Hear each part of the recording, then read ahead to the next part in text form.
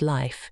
The bridge stood tall, the water running below it like he stepped over the threshold, and a chill crawled up his spine. He took a deep breath and surveyed the bridge. The metal creaked and groaned. The river swelled and churned as if trying to drag him in. He was about to make a break for it when a voice stopped him in his tracks. "If you plan on jumping, you better be able to count to 10. Mortimer spun around. There was a woman there, her face lined with age, her eyes bearing a strange kind of knowledge. She was dressed in plain clothing, but there was something about her that Mortimer couldn't quite put his finger on.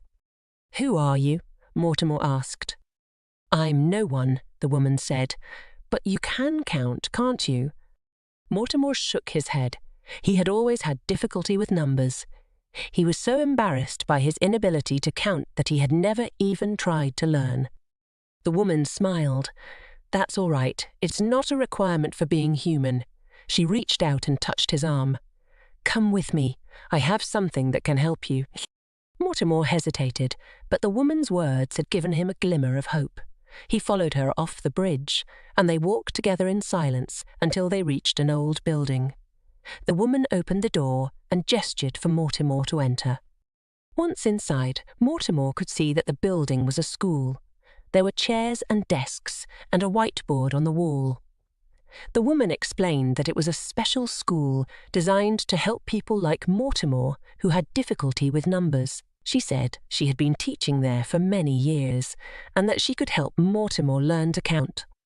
Mortimer accepted her offer, and for the next few weeks he attended the classes. Slowly but surely, he began to learn how to count. He learned to subtract and add, and soon he was able to count to 10. At the end of the course, Mortimer thanked the woman for her help and said goodbye. He walked away with a newfound sense of confidence, no longer ashamed of his inability to count. As he walked, he stopped and realized that the woman had been right. He was human after all. When I was just 4 years old, my family and I moved to the small town of Shoreham, New York. It was a quaint little place with a population of only a few thousand people, but to me it was a whole new world waiting to be explored. My parents had decided to move here to be closer to my grandparents, who lived just a few streets away. I was excited to live in the same town as my grandparents, but little did I know that my short time in Shoreham would be filled with memories that would stay with me forever. One of the first things I did when we moved to Shoreham was explore our new neighborhood.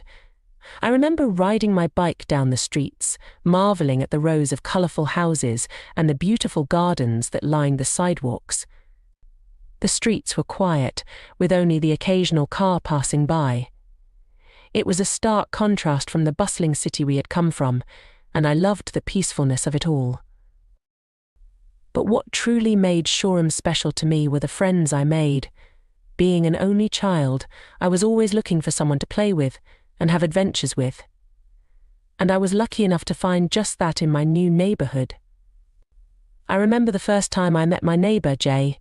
He was a few years older than me, but he was the friendliest person I had ever met. We quickly became inseparable, and it wasn't long before we were spending every day together. Jay was a ball of energy, always coming up with new games and activities for us to do. We would ride our bikes around the neighborhood, have picnics in the park, and even build forts in his backyard. But my favorite thing to do with Jay was explore the woods behind our neighborhood. There was a small creek that ran through the woods, and we would spend hours catching tadpoles and looking for frogs. To me, those were some of the best days of my life. As the years went by, Jay and I grew even closer. We shared secrets, dreams, and fears with each other. I remember one summer when we were about 10 years old. We made a pact that we would always be best friends, no matter what. We even wrote it on a piece of paper and buried it under a big oak tree in the woods. It might seem silly to some, but to us, it meant everything. But as we got older, life started to change. My family moved away from Shoreham when I was 12, and although Jay and I promised us to stay in touch, we slowly drifted apart. We would exchange letters and phone calls at first, but as time went by, it became less and less frequent. It wasn't until I was in college that I lost contact with Jay completely. Years went by, and I often thought about Jay and our time together in Shoreham, but as life got busier, those memories started to fade, and I focused on making new ones. It wasn't until a few years ago, when I was combing through the internet, that I stumbled upon something that stopped me in my tracks. It was an article about a young man named Jay from Shoreham who had passed away at the young age of 22. My heart sank as I read the article, and I couldn't believe what I was seeing. I clicked on the picture, and as it loaded, my heart skipped a beat. It was Jay, the same bright smile, the same mischievous glint in his eye. Tears welled up in my eyes as I remembered all the memories we had shared together, but as I continued to read the article, something inside me shifted. I felt a numbness wash over me, and I couldn't quite explain it. I realized that I had never truly said goodbye to Jay. I had never properly grieved his loss. I thought about all the times I had seen him in my dreams, or the moments when I felt his presence, and it all made sense. Jay was still with me, in my heart and in my memories, and although he was no longer physically here, he would always hold a special place in my life. After reading the article, I reached out to Jay's family and attended his funeral. It was a bittersweet moment, as I saw many familiar faces from my childhood, but also sad to see that Jay was no longer with us. I shared stories with his family and friends, and it felt like we were back in Shoreham, playing in the woods and having the time of our lives. As I left Shoreham and returned to my own life, I couldn't help but reflect on how short life can be. Jay and I were only friends for a short time, but the impact he had on my life was immeasurable. I thought about all the adventures we had together, all the memories we shared, and I realized that he would always be a part of me. Years have passed since that day, and I still think about Jay often. I have kept the piece of paper with our pact buried under the oak tree, and every time I visit Shoreham, I make sure to pay a visit to our special spot in the woods. I have also made a conscious effort to stay in touch with my childhood friends, knowing that life is too short to lose touch with the people who have made a difference in our lives. In a way, Shoreham will always hold a special place in my heart because it was the place where I met Jay and made memories that would last a lifetime. And although it's been years since I lived there, I will always remember my time in Shoreham with fondness and nostalgia. It may have only been a short time, but the impact it had on my life is immeasurable, and I will forever be grateful for the memories I have of Jay, my dear friend from Shoreham. Lost in Fiction by Thomas Miller. Thomas had spent his days since the diabetic call alone in his room, typing stories that nobody would ever hear. He had lost everything in his life, his family, his friends, the love of his life, Velvet, and all the animals he had held so dear. He tried not to think of these things, but they kept slipping in between his conscious thoughts. He could not bring himself to leave the room. It had become a prison of his own making, and the only thing he could do was wait for the end to come, and hope that it would take him with it. He felt like an archipelago, adrift in an ocean of loneliness and loss. He had been cast out of his family. His brothers had killed Velvet, and the animals he had so loved had been taken from him. He was surrounded by a vast empty sea, and yet he could not bring himself to take the plunge and drown. He wanted a way to escape, a way to reach a different plane, a way to be at peace with himself, but he was trapped by his own anxieties, his fears, and the overwhelming weight of his sadness. And so he prayed. He prayed for a way to transcend his physical body, to be in a world where his pain and his fear would be gone, a world where the people he had loved were still present, and he could be in their presence once more. He prayed for a realm where he could control his own destiny, where he could be without the hurt and the pain of the real world. He did not know how it could be done, or even if it could be done, but he prayed nonetheless. He prayed for a way to escape, to find solace in a place he could control, a place of beauty and peace. He prayed for a way out of this world and into a better one. Echoes of Compassion of Bruce by Thomas Miller. in a small town named Crestwood, nestled between rolling hills and whispering pines. There lived a man named Glenn. His life, once vibrant and full of promise, took a devastating turn when he received the heart-wrenching news of a terminal illness that was rapidly devouring his body. Glenn had only 7 months left to live. As the days passed, Glenn's world crumbled around him. His brothers, once pillars of support, abandoned him in his darkest hour. His wife, unable to bear the impending grief, left without a word. Even the hospice team, those entrusted with providing comfort and solace, seemed to harbour an inexplicable resentment towards him. Glenn faced the unbearable pain and loneliness that accompanied his illness with a stoic resolve. Each passing day became a struggle, and the bitter taste of abandonment lingered in his heart. The town, once a haven of familiarity, now felt like a desolate landscape of broken dreams. Through the relentless storms of misfortune, there remained one constant in Glenn's life, a loyal companion named Bruce. This faithful dog, with eyes that mirrored unwavering devotion, became Glenn's sole source of solace. In the quiet moments of despair, it was Bruce who stood by his side, offering a comforting presence that transcended words. As the months slipped away, Glenn's health deteriorated rapidly. Pain became his constant companion, and the weight of loneliness pressed upon him like an unrelenting force. In his final moments, surrounded by the silent walls of an empty home, Glenn took a trembling breath and summoned the strength to say goodbye. With a heavy heart, he spoke to Bruce, his voice cracking with the weight of unspoken sorrow. "I'm sorry, old friend. It's time for me to go. Thank you for being the light in my darkness."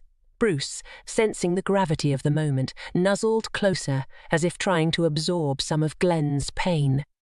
In the quiet town of Crestwood, as Glenn's life ebbed away, a mournful howl echoed through the stillness.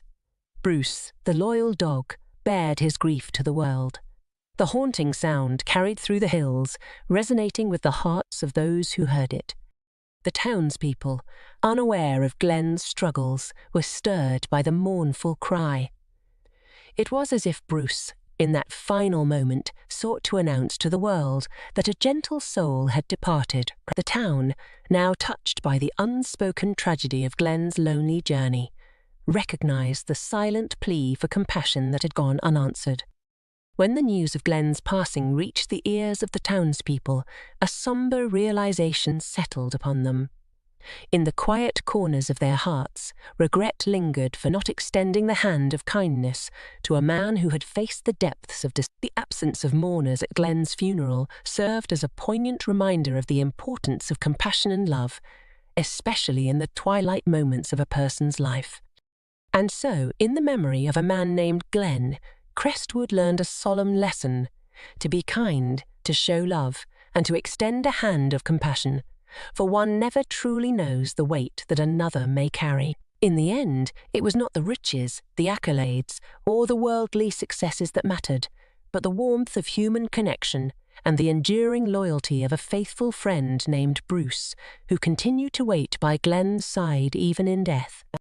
As the townspeople reflected on Glenn's life, the echoes of Bruce's mournful howl reverberated through their collective conscience. They began to share stories of the man they had unknowingly overlooked in his time of need, and the realization of their collective failure to extend a helping hand weighed heavily on their hearts. In the days that followed, a quiet revolution of empathy swept through Crestwood. The residents, inspired by the poignant reminder of Glenn's lonely journey, vowed to be more compassionate, more attentive to the struggles of those around them. Small acts of kindness multiplied, neighbours checked in on one another. Friendships were rekindled, and the community began to heal the fractures that had once separated them. In a surprising turn of events, the people of Crestwood also directed their newfound compassion into a place where empathy flourished and the bonds of community deepened. The once silent streets echoed with the laughter of children playing and the warmth of genuine connections being formed. In the quiet corners of Crestwood, a memorial for Glenn was erected. not out of guilt or remorse, but as a testament to the town's collective commitment to compassion. The plaque read, "In memory of Glenn, may we always remember the power of kindness and the importance of standing together in times of darkness." And so, as the seasons changed and life continued in Crestwood, Glenn's legacy lived on.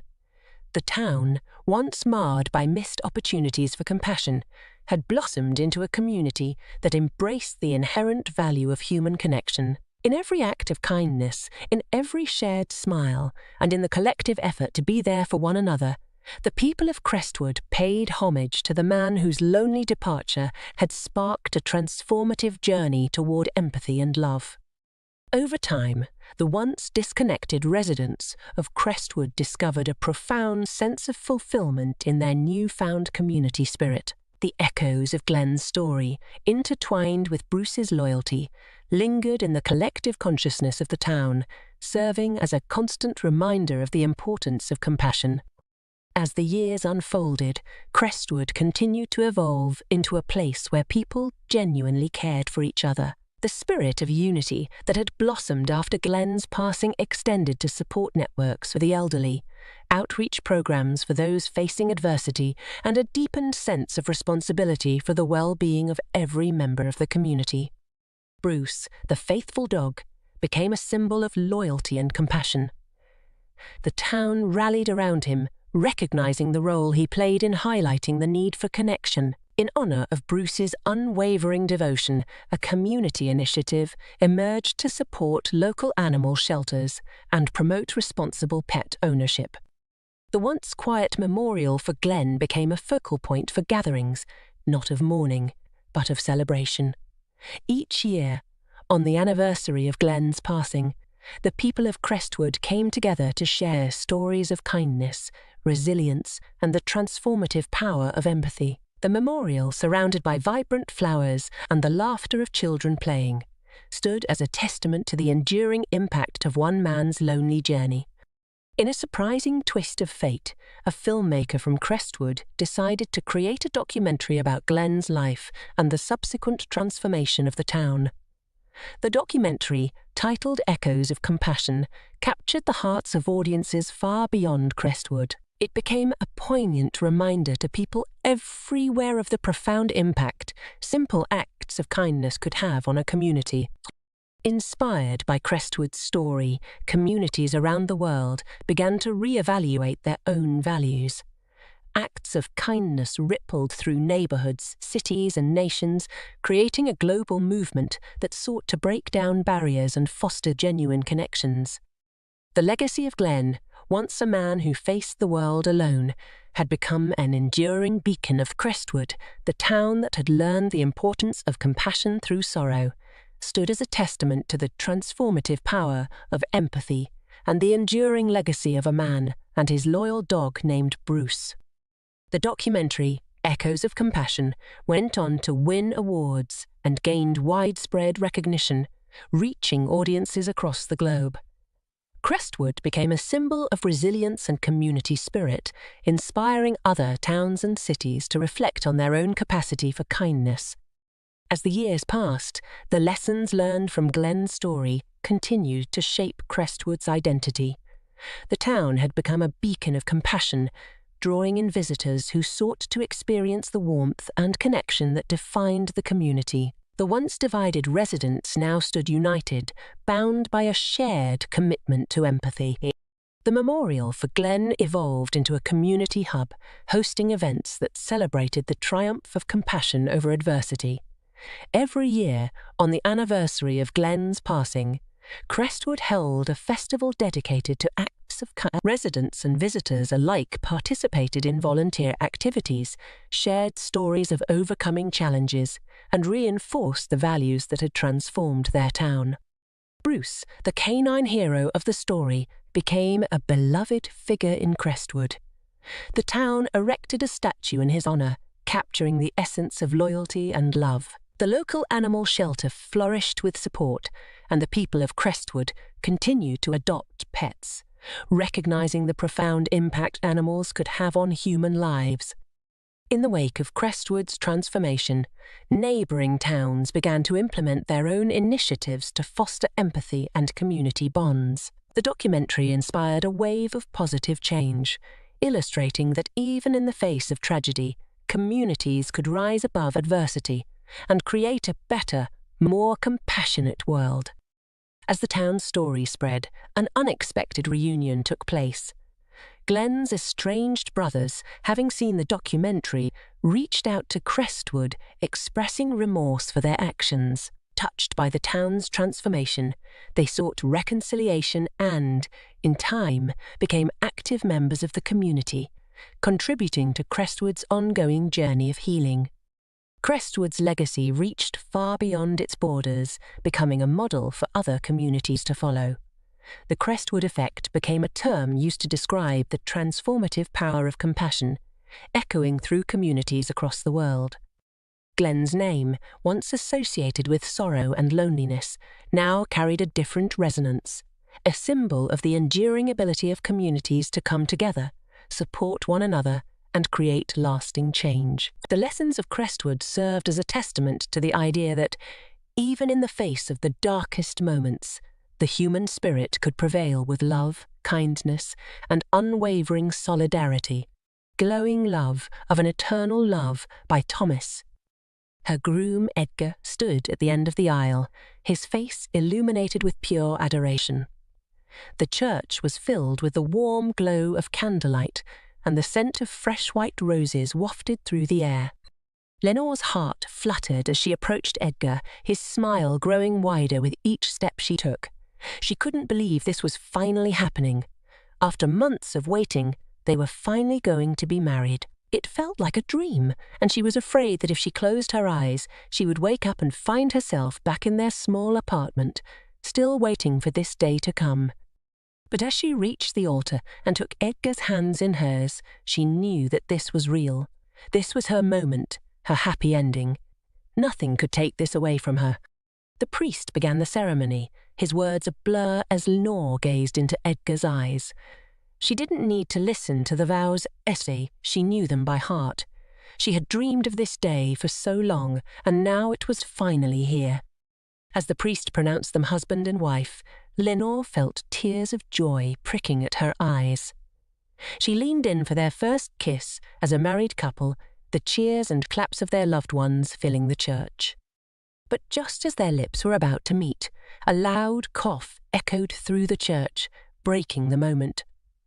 Lenore opened her eyes to see her sister, Amelia, clutching her chest and struggling to catch her breath. "Are you okay?" Lenore asked, concerned.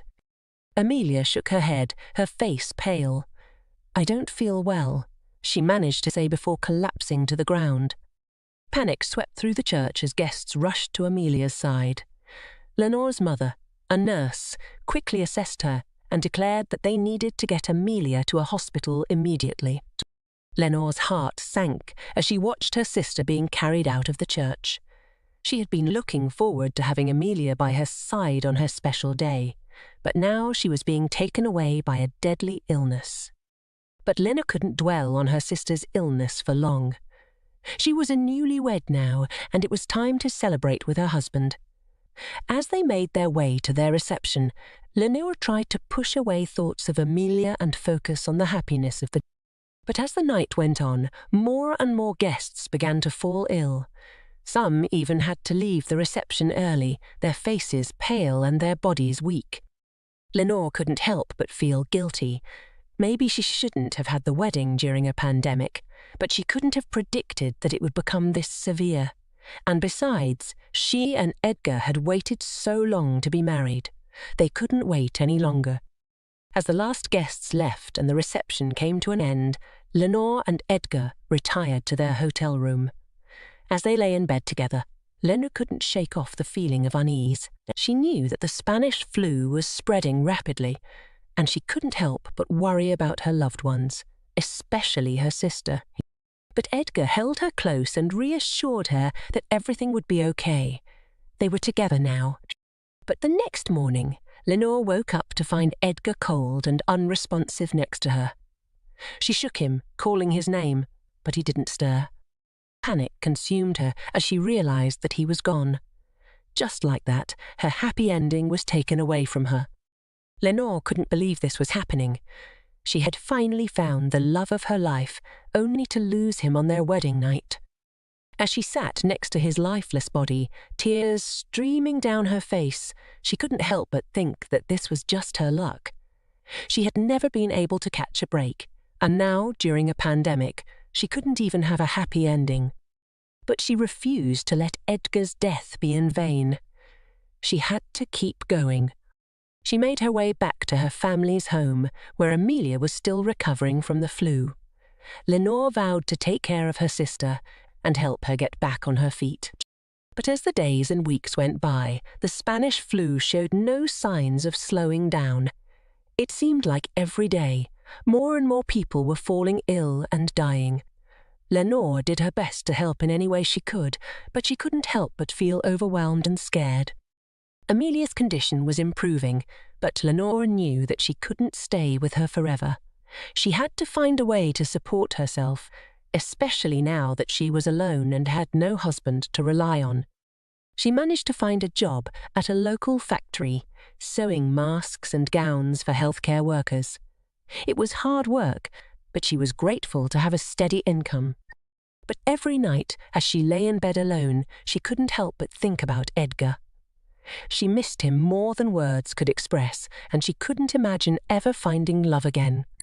But then, one day, a man named William started working at the factory. He was kind and handsome, and Lenore couldn't help but feel drawn to him. They started talking and soon became friends, and eventually, William asked her out on a date. Lenore was hesitant at first. She didn't want to betray Edgar's memory. But William was persistent, and Lenore couldn't deny the feelings she had for him. Their date was magical, and for a brief moment, Lenore felt like she was truly happy again. But as they said their goodbyes, William told her that he had been feeling sick for the past few days. Lenore's heart sank. She couldn't bear to lose someone else to the Spanish flu. But as William leaned in to kiss her, she couldn't resist. A few days later, William's condition worsened, and he was taken to the hospital. Lenore feared the worst, but to her surprise, he recovered. She was overjoyed and grateful, and they began dating officially. But even in the midst of their new love, the Spanish flu continued to take its toll. Lenore's mother fell ill and passed away, leaving Lenore and Amelia to grieve yet another loss. But through it all, William stood by Lenore's side, supporting her and helping her in any way he could. And as they sat together, holding hands, she couldn't help but feel like she had found her happy ending once again. But the Spanish flu wasn't finished. It continued to ravage the world, taking more and more lives each day. And as the years went by, Lenore and William faced their own struggles. Financial hardships, the loss of loved ones, and the ever-present fear of the flu. But through it all, they were together. And for Lenore, that was enough. She had found her happy ending, even if it wasn't the one she had always dreamed of. Love, she realized, was the one thing that could survive anything, even the Spanish flu. And as long as she had William by her side, she knew that she would be okay. Influenza forever, she thought with a smile on her face. Despite everything, they had found their forever in each other, and that was all that mattered. Restless Nights of Leopold Crane by Thomas Miller. Leopold Crane lay in his bed, staring up at the ceiling as his body was racked with pain. It had been a long day, filled with treatments and doctor's visits, but it was finally over. He closed his eyes and prayed for sleep to come, for even a few hours of respite from the agony that consumed his body. But sleep never came. Instead, he was left to lie there alone with his thoughts, and those thoughts were bleak and filled with despair. Leopold was a terminal man.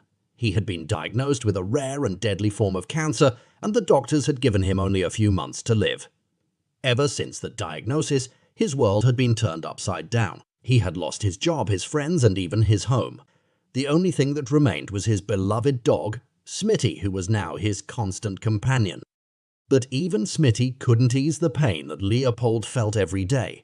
He begged for death every night, but it never came. He wasn't suicidal, but he knew that this world was not meant for him anymore.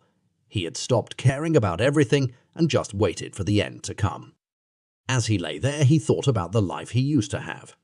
He had been a successful businessman with a loving wife and 2 children. But all of that was gone now, and Leopold couldn't help but wonder why he was still here. He had nothing left to live for, and yet death continued to elude him. He reached over to the nightstand and picked up a notebook and a pen. Writing had become his only escape, his only way to make sense of the world around him. He began to write, pouring out his emotions onto the pages in front of him. As he wrote, he thought about his cat, Mr. Bojangles.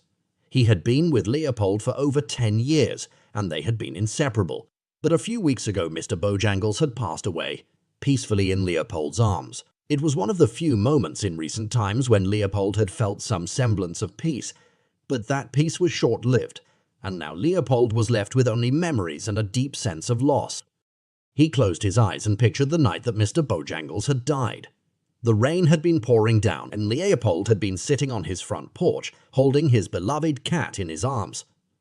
They had watched the rain together, and Leopold had whispered words of love and comfort to his dying friend. Leopold's thoughts were interrupted by a knock on the door.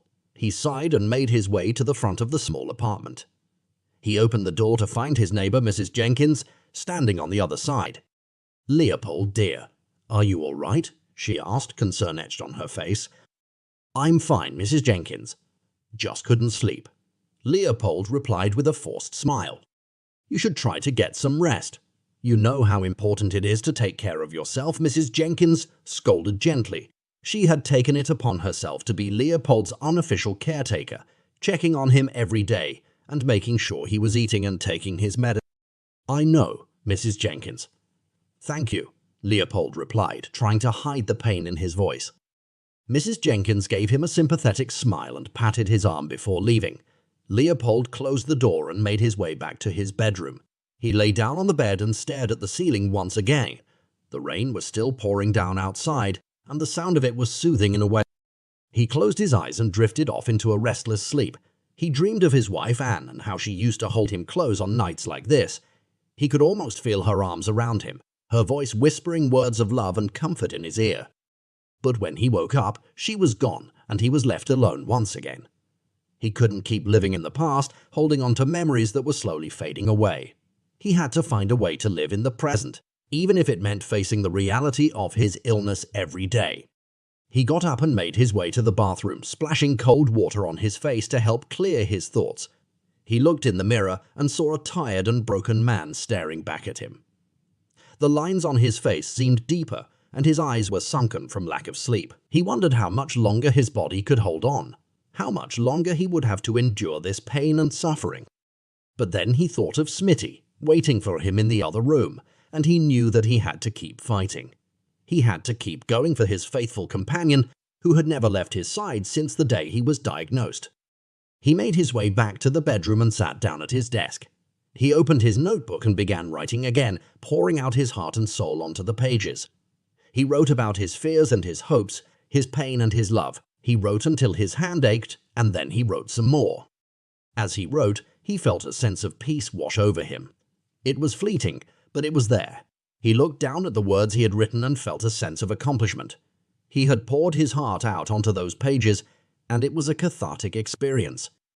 He closed his notebook and went to check on Smitty. His faithful dog was sleeping soundly in his bed, and Leopold smiled. He lay down next to him and closed his eyes, hoping that sleep would come this time. But as always, it eluded him. He was left to lie there alone with his thoughts once again, and those thoughts were dark and desperate. He thought about his future, about the uncertainty that lay ahead. Would he be able to make it through another day? Would he be able to survive the pain and suffering that seemed to never end? He thought about his wife and children, and how much he missed them. He wished he could turn back time and make things right. But it was too late for that now. He thought about death and how it seemed to mock him every night. He begged for it to come and take him away from this world, but it never did. He thought about the world outside, the world that he used to be a part of. It seemed so foreign to him now, and he didn't know if he would ever be able to find his place in it again. As the night wore on, Leopold's thoughts became more and more desperate. He cried out for death, for an end to his suffering, but it never came. And so, as the first rays of sunlight began to filter through the curtains, Leopold finally gave in to exhaustion and fell into a fitful sleep. He dreamed of a world without pain, without suffering, without death. He dreamed of a world where he could be reunited with his beloved wife and children. But as the sun rose higher in the sky, reality came crashing back down on him. He opened his eyes and was greeted by the harsh light of day. He got up, feeling more exhausted than when he had gone to bed, and made his way to the kitchen. He made himself a cup of coffee and sat down at the table, staring out the window at the world outside. The phone rang, interrupting his thoughts. He picked it up and heard Mrs. Jenkins' voice on the other end. "Leopold, dear, I'm going to the grocery store. Do you need anything?" she asked kindly. "No, thank you, Mrs. Jenkins."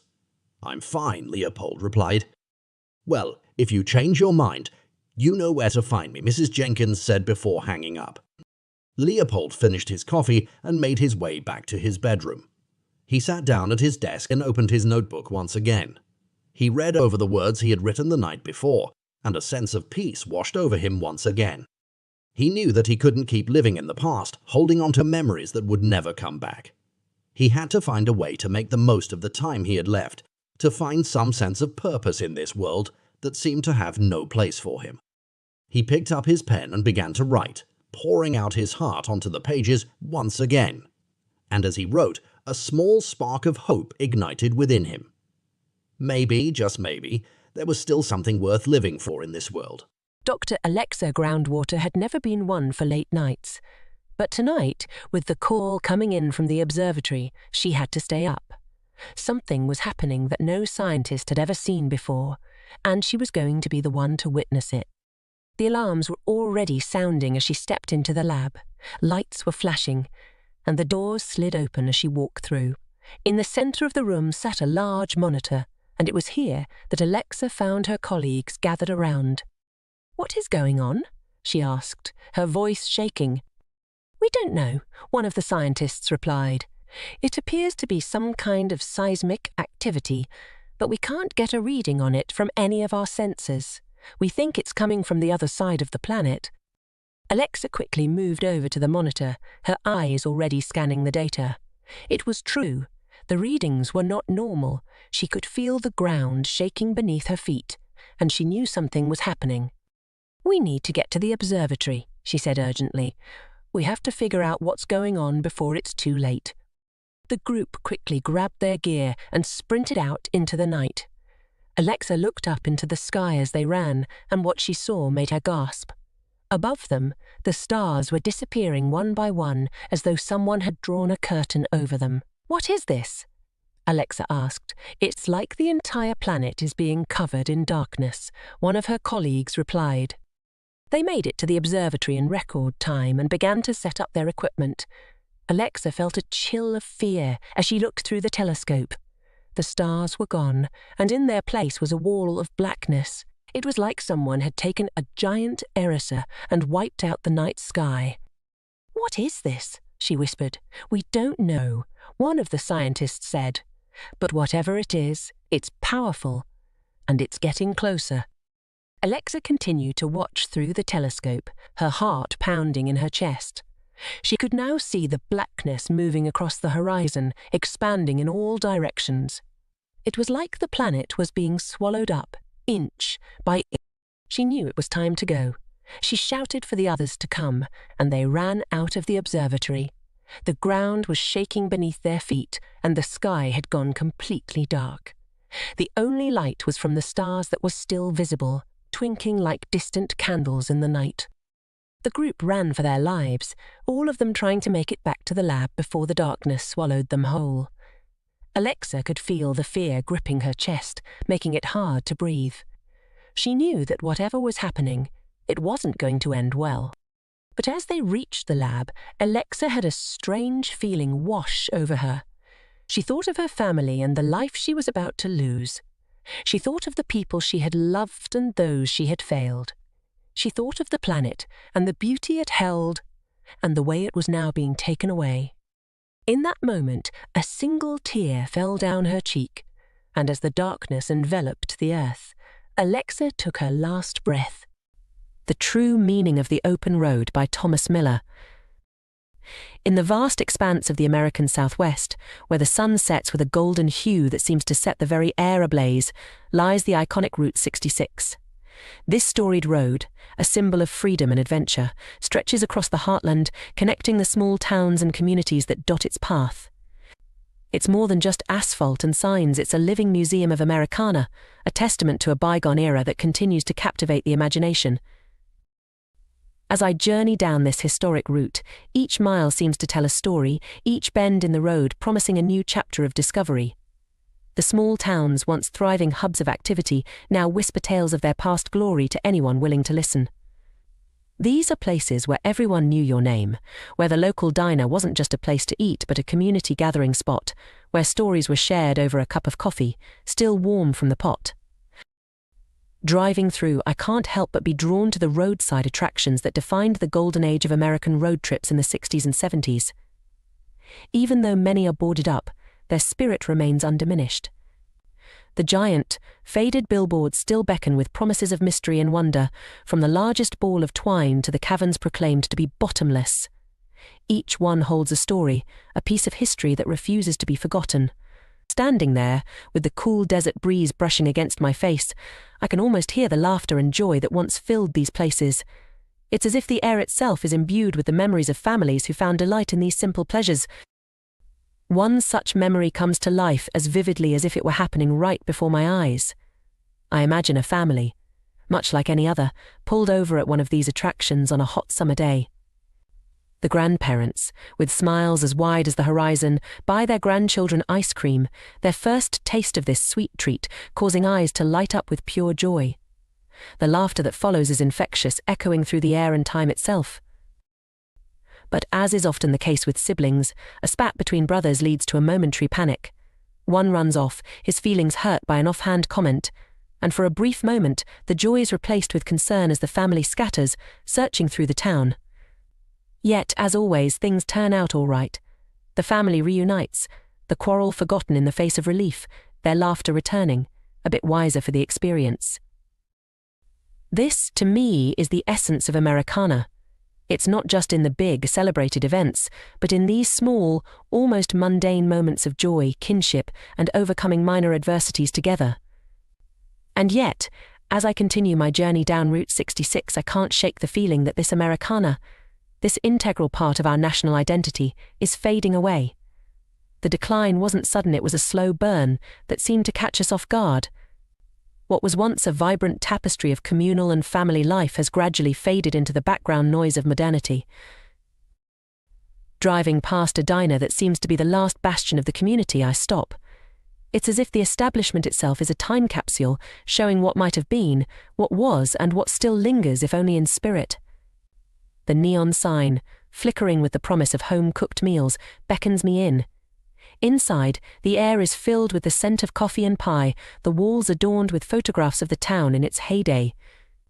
Each picture tells a story, each face a chapter in the book of this place.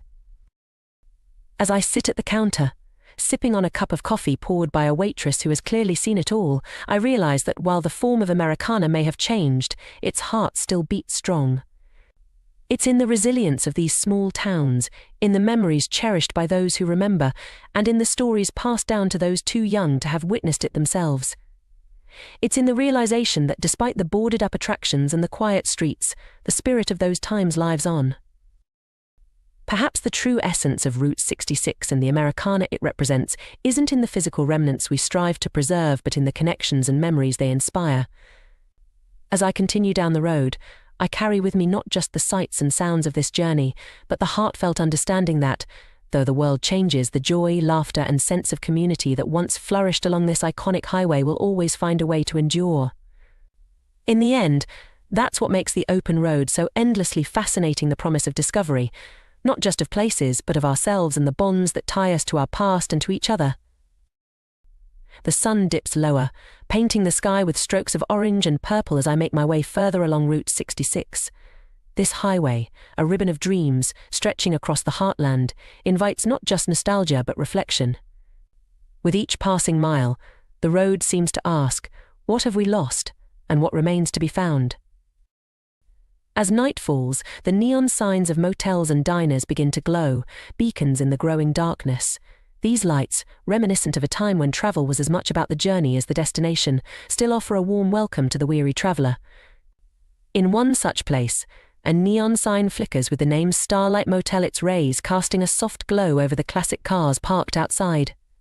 Here, the past and present merge, offering a night's rest that promises dreams filled with the adventures of yesteryear. Inside the motel's lobby, the decor is a testament to the era it was born from. Vinyl records and posters of rock and roll icons line the walls, while a jukebox in the corner plays hits from the 60s and 70s. The owner, a man whose wrinkles speak of years of stories, greets each guest with a smile that's both welcoming and nostalgic. He speaks of Route 66, not just as a road but as a living entity, one that has witnessed the ebb and flow of American life. The conversation turns to the small towns along the route, each with its unique charm and history. These places, he says, are the heart of America. They might seem quiet now, but listen closely. You can hear the echoes of the past, the laughter of children running down the streets, the hum of conversation from the local diner, the sound of a band playing at the high school dance. These towns are alive with the memories of those who came before us. As I retire to my room, the words resonate deeply. Lying in bed, I think about the families who travelled this road, their experiences weaving into the fabric of Route 66.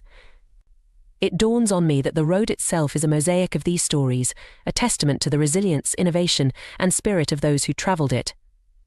Morning brings with it a sense of renewal. As I continue my journey, I stop at a diner that seems unchanged by the years. Here, over a breakfast of pancakes and coffee, I listen to the stories of locals. They speak of their hopes and dreams, of the challenges they face, and of their love for this place they call home.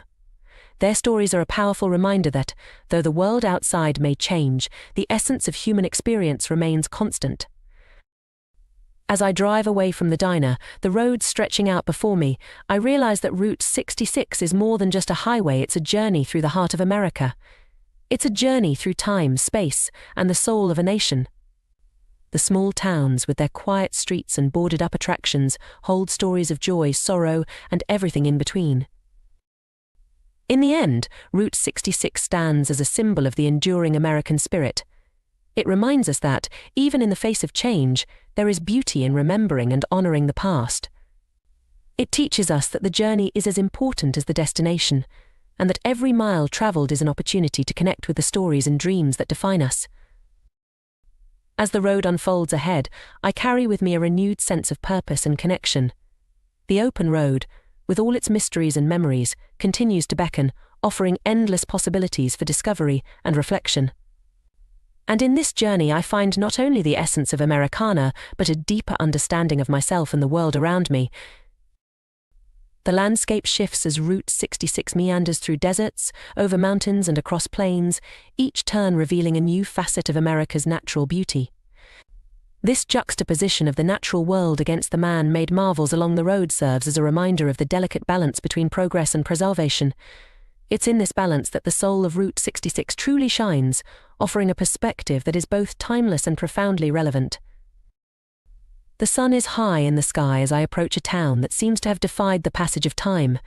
Its main street is lined with vintage stores, antique shops, and a classic movie theatre, its marquee proudly announcing a double feature of films from decades past. Walking down the street, I'm greeted with smiles and nods, an unspoken welcome that warms the heart. It's in this town, seemingly paused in time, that the spirit of community is palpable. Here, neighbours look out for one another, and businesses support each other. It's a living model of the communal bonds that once defined much of American life. Later, sitting in a local cafe, I strike up a conversation with a group of residents who share stories of the town's history, of the travellers who've passed through, and of the legends that have been born on this stretch of road. Their pride in their community is infectious, and their resilience inspiring. They talk of challenges faced and overcome, of adapting to change while holding on to the essence of what makes this place special. It's a testament to the enduring strength of the human spirit, a theme that resonates deeply with the legacy of Route 66 itself.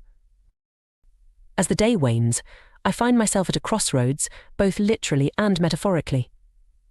Route 66, like life, is filled with choices, each path leading to new discoveries and challenges. It's here, at this crossroads, that the essence of the journey becomes clear. Route 66 is more than a highway, it's a narrative of America, woven from countless stories of hope, adventure, and the search for meaning. Continuing on, the road takes me to a restored gas station, now a museum dedicated to the history of Route 66. Inside, the walls are adorned with memorabilia, each piece a snapshot of the road's storied past. From vintage gas pumps to old road signs, each item tells a part of the larger story of America's evolution. The curator, a passionate historian of the road, speaks of the importance of remembering and preserving these stories. Route 66, he says, is a mirror reflecting the American experience, with all its diversity, its struggles and its triumphs. To travel this road is to journey through the heart of what it means to be American. As I leave the museum, the sun begins to set, casting long shadows across the road. The beauty of the moment is overwhelming, a reminder of the transient nature of our experiences and the importance of cherishing the journey. Route 66, with all its history, its beauty, and its challenges, is a metaphor for life itself. It teaches us to embrace the journey, with all its twists and turns, its highs and lows. It encourages us to explore, to dream, and to connect with the stories and people that make up the rich tapestry of our shared human experience. In the end, the journey along Route 66 is a journey of discovery. It's a quest for understanding, not just of a road or a country, but of ourselves. As I drive under the stars, the road stretching out into the darkness, I am filled with a sense of gratitude for the journey, for the stories shared, and for the timeless spirit of Route 66 that continues to inspire travelers from around the world. In this moment, I am reminded that while the road may end, the journey and the stories it has woven into the fabric of America will endure, a lasting legacy of the open road and the endless possibilities it represents. Love That Expands Time by Thomas Miller. Chester and Janice were the epitome of young love. They were inseparable from the moment they met in the first grade. It was a typical day in their small-town elementary school, the kind of day that would seem uneventful to most, but to Chester and Janice, it was the start of something magical. They entered the classroom together, their small hands intertwined as they made their way to their desks. Chester couldn't help but smile as he looked over at Janice, her blonde curls bouncing as she skipped happily beside him. They had been friends since kindergarten, but something had shifted between them in the last year. They had become more than just friends. They were soulmates. Janice blushed as she felt Chester's adoring gaze on her. She couldn't help but feel shy around him, even though they had spent countless hours playing and talking together. There was something different about their relationship now, and she couldn't quite put her finger on it. As they settled into their seats, their teacher, Mrs. Jenkins, began the morning lessons. Chester and Janice listened attentively, occasionally stealing glances at each other when they thought no one was looking. They were both excellent students, but they couldn't help but be distracted by the thought of each other. After recess, they ran outside together, hand in hand, eager to explore the playground. They laughed and played, their bond growing stronger with each passing moment. As the bell rang, signaling the end of recess, they headed back inside. As the school day came to an end, Chester and Janice walked home together, still holding hands. They lived on the same street, just a few houses down from each other, and it had become their tradition to walk home together every day. As they reached their houses, they said their goodbyes, but not before making plans to meet up and play together later that afternoon. Chester couldn't wait to see Janice again, his heart already aching for her presence. That afternoon, they met at their usual spot, a large oak tree on the edge of their neighborhood. It was their favorite spot, a place where they could escape from the rest of the world and just be together. They climbed up into the tree, settling in on their favorite branches. Chester pulled out a small notebook and pencils, a gift from his grandmother, and they spent the afternoon drawing and writing stories together. It was their own little world, a place where they could let their imaginations run wild and nothing else mattered. As the sun began to set, they climbed down from the tree, both feeling a sense of peace and contentment. Chester walked Janice home, not wanting to say goodbye but knowing that they would see each other again soon. That night, as Chester lay in bed, he couldn't stop thinking about Janice. He knew that she was special to him, but he couldn't quite put into words what she meant to him. All he knew was that he never wanted to be without her. Janice was feeling the same way. As she lay in bed, she whispered a prayer, thanking God for bringing Chester into her life. She knew that they were meant to be together forever. As the years passed, Chester and Janice remained inseparable. They went through all the ups and downs of childhood, always with each other by their side. They grew and changed, but their love for each other only grew stronger. When they entered junior high, they joined the same church youth group where they learned about the teachings of the Church of Jesus Christ of Latter-day Saints. It was there that they found a deeper connection, not only to each other but to their faith as well. They were both devoted to their church and their community, always willing to lend a helping hand or a listening ear. They were also known for their love and devotion to each other, a love that seemed to transcend time and space. As they entered high school, their relationship took on a more serious tone. They were each other's first love, and they knew that they wanted to spend the rest of their lives together. They made a promise to each other to save themselves for marriage, a promise that they both took very seriously. On their 16th birthdays, they received a special gift from Janice's grandmother. It was a beautiful gold locket with an inscription on the back that read, "Together forever." They wore it proudly, a symbol of their love and commitment to each other. After high school, they both attended the same college, choosing to stay close to each other. They both excelled in their studies, but they always made time for each other. They would study together, attend church events together, and go on dates where they would talk about their hopes and dreams for the future. On the day of their college graduation, Chester got down on one knee and asked Janice to be his forever. With tears of joy in her eyes, she said yes, and they were married in a beautiful ceremony surrounded by their family and friends. Their marriage was filled with love, devotion, and faith. They were each other's best friend, confidant, and source of strength. They faced challenges together, but they always relied on their love and faith to see them through.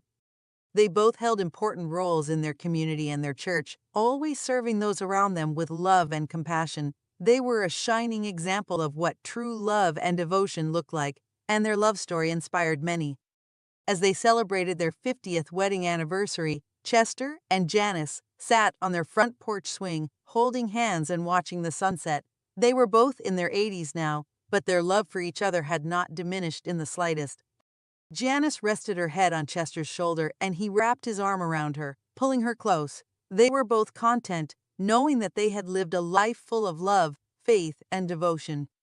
As they closed their eyes that night, they knew that they would wake up in the celestial kingdom, hand in hand, just as they had lived their entire lives. They had fulfilled their promise to each other, and they would be together forever, just as they had always dreamed. The Quiet Solace of Niles, Singapore, Crosbyville, a tale by Thomas Miller. In the small, picturesque town of Crosbyville, surrounded by the quiet of ancient forests and long-forgotten paths, lived a man named Niles Singapore Crosbyville. Niles was a figure who blended into the background, his presence as subtle as a faint whisper on the wind. Yet, within him flourished a profound sense of purpose and a dedication to his craft. He was the town's mortician, unmatched in his skill at preserving the peace of the departed, although his own life was marked by profound isolation. Niles had never known love. The warmth of affection, the thrill of intimacy, these were experiences as foreign to him as sunlight is to the depths of the ocean. His childhood was devoid of affectionate embraces, his adolescence, absent of any romantic gestures. Love had not just bypassed Niles, it seemed intentionally withheld by some cruel twist of fate. Physically, Niles was unique in ways that small towns often find uncomfortable. His features were asymmetrical, his body a reflection of nature's less rhythmic patterns. In Crosbyville, where aesthetic beauty held significant value, Niles was invariably the outsider. From a young age, he learned that the world often shuns what it cannot categorize or finds visually unpleasant. Choosing to walk a path where judgment was absent and the silence was comforting, Niles embraced the life of a mortician. Among the dead, he found his refuge and his calling. The deceased did not mock his uneven features or reject his presence. They did not whisper cruel words or exclude him from their circles. In death, everyone was equal, and under Niles' careful hands, they were treated with the utmost respect and dignity. Niles excelled in embalming, his hands steady, his methods flawless. His funeral home became not just a place for the dead, but a sanctuary for his own bruised soul. As he worked, he would often speak to the deceased, sharing his thoughts and feelings. "In life, you might have turned away from me," he would say gently, "but in death we meet as equals."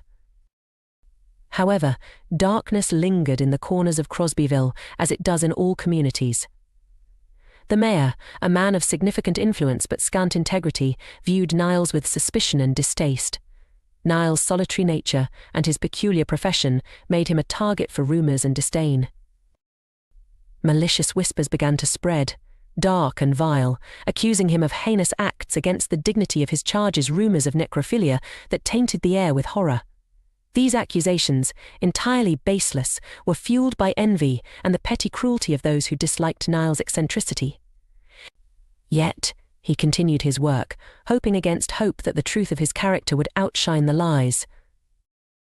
The situation escalated when a jealous rival, encouraged by the mayor's implicit approval, claimed to have witnessed Niles in an act of desecration. The town erupted in scandalized outrage. An angry mob, feeling justified by their misguided beliefs, gathered one night outside Niles' funeral home. Working late, as was his routine, Niles heard the crowd before he saw the torch's flickering light. He knew that no words of his could dissipate their fury. As the mob forced their way in, Niles stood quietly by a coffin, his expression resigned. The confrontation was swift. The mob, driven by fear and anger, refused to listen. Niles was overwhelmed, his life cut short amidst the flowers intended for the next day's funeral. As he lay dying, he thought of the peaceful dead surrounding him, who had never inflicted pain or prejudice upon him.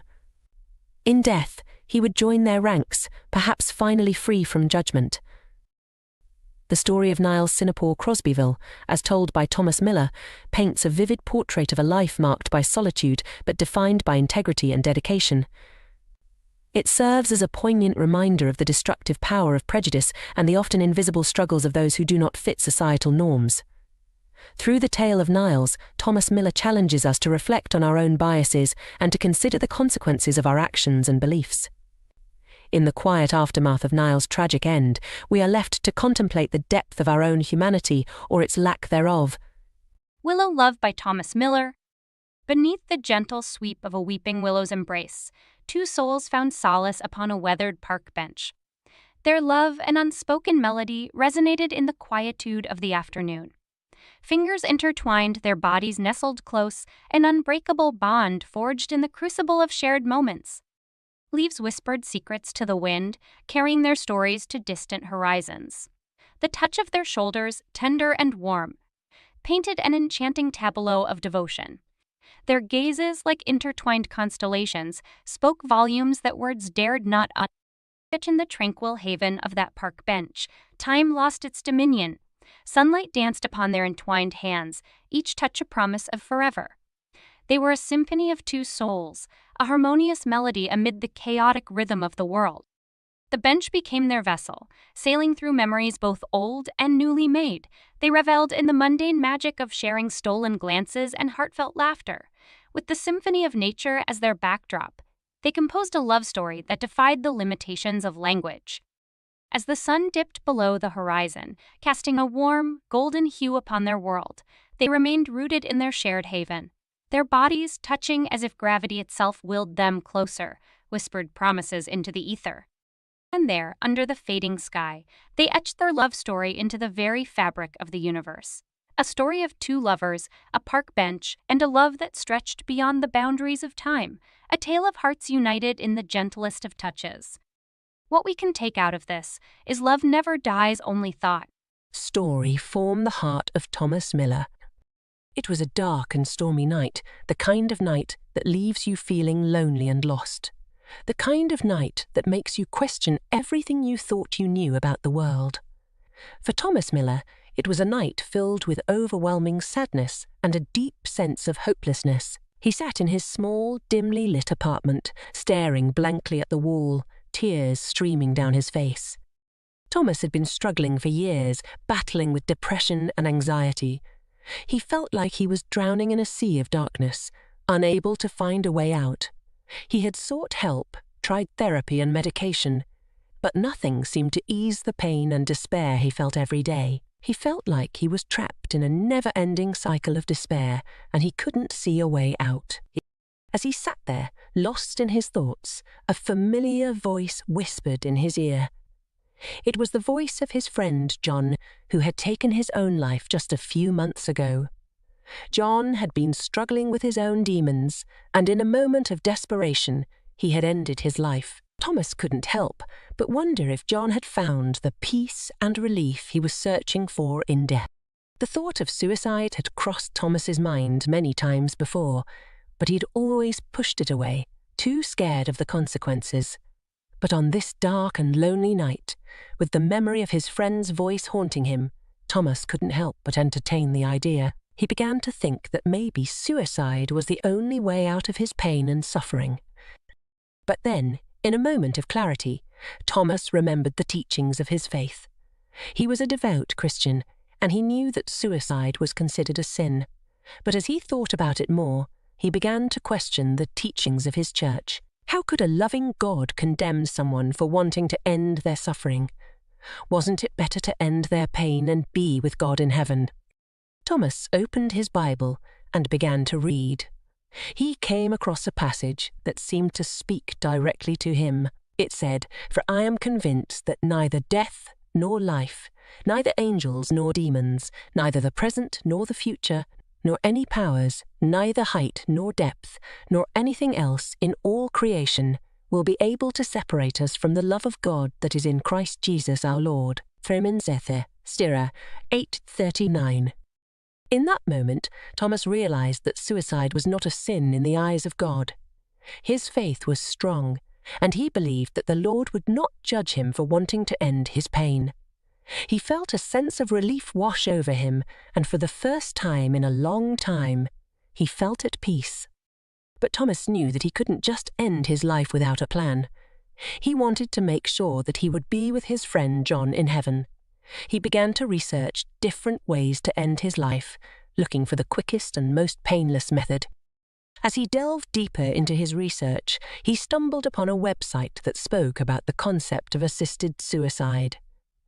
The website explained that in some countries, there were laws in place that allowed terminally ill individuals to end their lives with the help of a doctor or medical professional.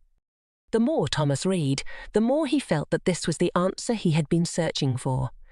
He was terminally ill, and his pain and suffering would only increase as his illness progressed. He didn't want to die alone and in pain. He wanted to die with dignity and be reunited with his friend John in heaven. With newfound determination, Thomas began to make the necessary arrangements for assisted suicide. He found a doctor who was willing to help him, and he said his goodbyes to his loved ones. He was at peace with his decision, knowing that he would soon be reunited with his friend and free from the pain and suffering of this world. On the day of his assisted suicide, Thomas was surrounded by his family and friends. They were all there to say their final goodbyes and to support him in his decision. As the doctor administered the medication that would end his life, Thomas felt a sense of calm and serenity wash over him. He was ready to be with his friend and his Lord. As he took his last breaths, Thomas closed his eyes and whispered a prayer. "Lord, I know that you do not judge me for this decision. I am ready to be with you and John in heaven. Thank you for giving me the strength to make this choice." And with that, Thomas peacefully passed away, surrounded by love and knowing that he would be reunited with his loved ones in the afterlife. In the days following Thomas's death, his family and friends were left to grieve and question his decision. Some criticized him for taking his own life, while others understood and supported his choice. But for Thomas, there was no doubt in his mind that he had made the right decision. As he walked through the gates of heaven, Thomas was greeted by his friend John, who was waiting for him with a smile on his face. They embraced and walked hand in hand, surrounded by the beauty and love of heaven. And as they looked down upon the world they had left behind, they knew that they had made the right choice. In this fallen world, suicide was not a sin, but a way to be reunited with their Lord and loved ones. They were at peace, knowing that they were with their king, forever free from pain and suffering. The Forgotten Man's Goodbye by Thomas Miller. In a quiet town nestled between rolling hills and whispering forests, there lived a man named Thomas. Unremarkable, with greying hair and a face etched with the lines of time, he was an ordinary soul navigating the complexities of life. However, as the years passed, Thomas found himself becoming a forgotten figure in a world that often overlooked the quietest voices. Thomas had always been a kind and gentle man, but the ever-changing tide of life had a way of distancing him from those he held dear. His family, once a source of warmth and belonging, had slowly dispersed, entangled in the intricate dance of their own lives. His children, now grown and living in distant places, rarely found the time to call. His wife, once the love of his life, had succumbed to the silent passage of time, leaving Thomas alone in the shadows of their shared memories. Friends, those once reliable companions, had scattered like autumn leaves in the wind. They had built their own lives, formed new connections, and inadvertently left Thomas behind, a relic of times gone by. The neighborhood, once vibrant with familiarity, had transformed into a sea of unfamiliar faces and distant voices. Loneliness became a silent companion, a shadow that clung to him with every passing day. As the world outside Thomas's window began to weather its own storms, he realized the painful truth. The world had forgotten him, and in turn he had forgotten himself. The vibrancy of his youth had faded, replaced by the dull ache of solitude, the love that once filled his heart. Distant memory, like a fading melody from a long-forgotten song. On a cold, misty night, the kind that wraps a town in a ghostly embrace, Thomas decided to take a walk. The street lamps flickered like distant stars in the fog, casting feeble light on the path ahead. Each step echoed in the empty streets, a testament to the hollowness that had settled within him. A tear unshed for years finally escaped the prison of his tired eyes, tracing a lonely path down his weathered cheek. Wandering through the silent town, Thomas passed the park where his children used to play, the swings now creaking in the wind like a mournful requiem. Memories flooded back, a tidal wave threatening to drown him in the sea of what once was. The world seemed to crumble around him, the weight of his forgotten existence crushing his spirit. He stopped by the old oak tree, a silent witness to the passage of time. Its branches, once filled with the laughter of children, now reached out like skeletal fingers, yearning for a past that had slipped away. Looking up at the tree, Thomas's heart felt heavy with the burden of his own insignificance. The wind whispered through the leaves, carrying with it the echoes of a world that had moved on without him. Continuing his journey, Thomas found himself at the edge of town. The flickering street lamp revealed a desolate path disappearing into the mist. A bitter realization settled within him. The world would continue to spin, oblivious to the solitary figure that once walked its streets. With a heavy heart, Thomas whispered his goodbye to the world that had never known the depth of his love. He spoke to the night, the silent stars above, and the town that had long forgotten him. A solitary tear glistened in his eye as he took one last step into the fog, disappearing into the darkness. The street lamp flickered for a moment as if acknowledging the departure of a soul that had been overlooked for too long. And as the mist swallowed Thomas whole, the world carried on, indifferent to the silent goodbye of a man who had loved deeply but had never been loved in return. As Thomas disappeared into the enveloping mist, the town carried on with its muted existence. The routine hum of everyday life continued, oblivious to the void left by the solitary man who had quietly slipped away. The world turned, its heartbeat indifferent to the departure of a soul whose presence had become a mere whisper in the collective memory. Days turned into nights and the seasons cycled through their timeless dance.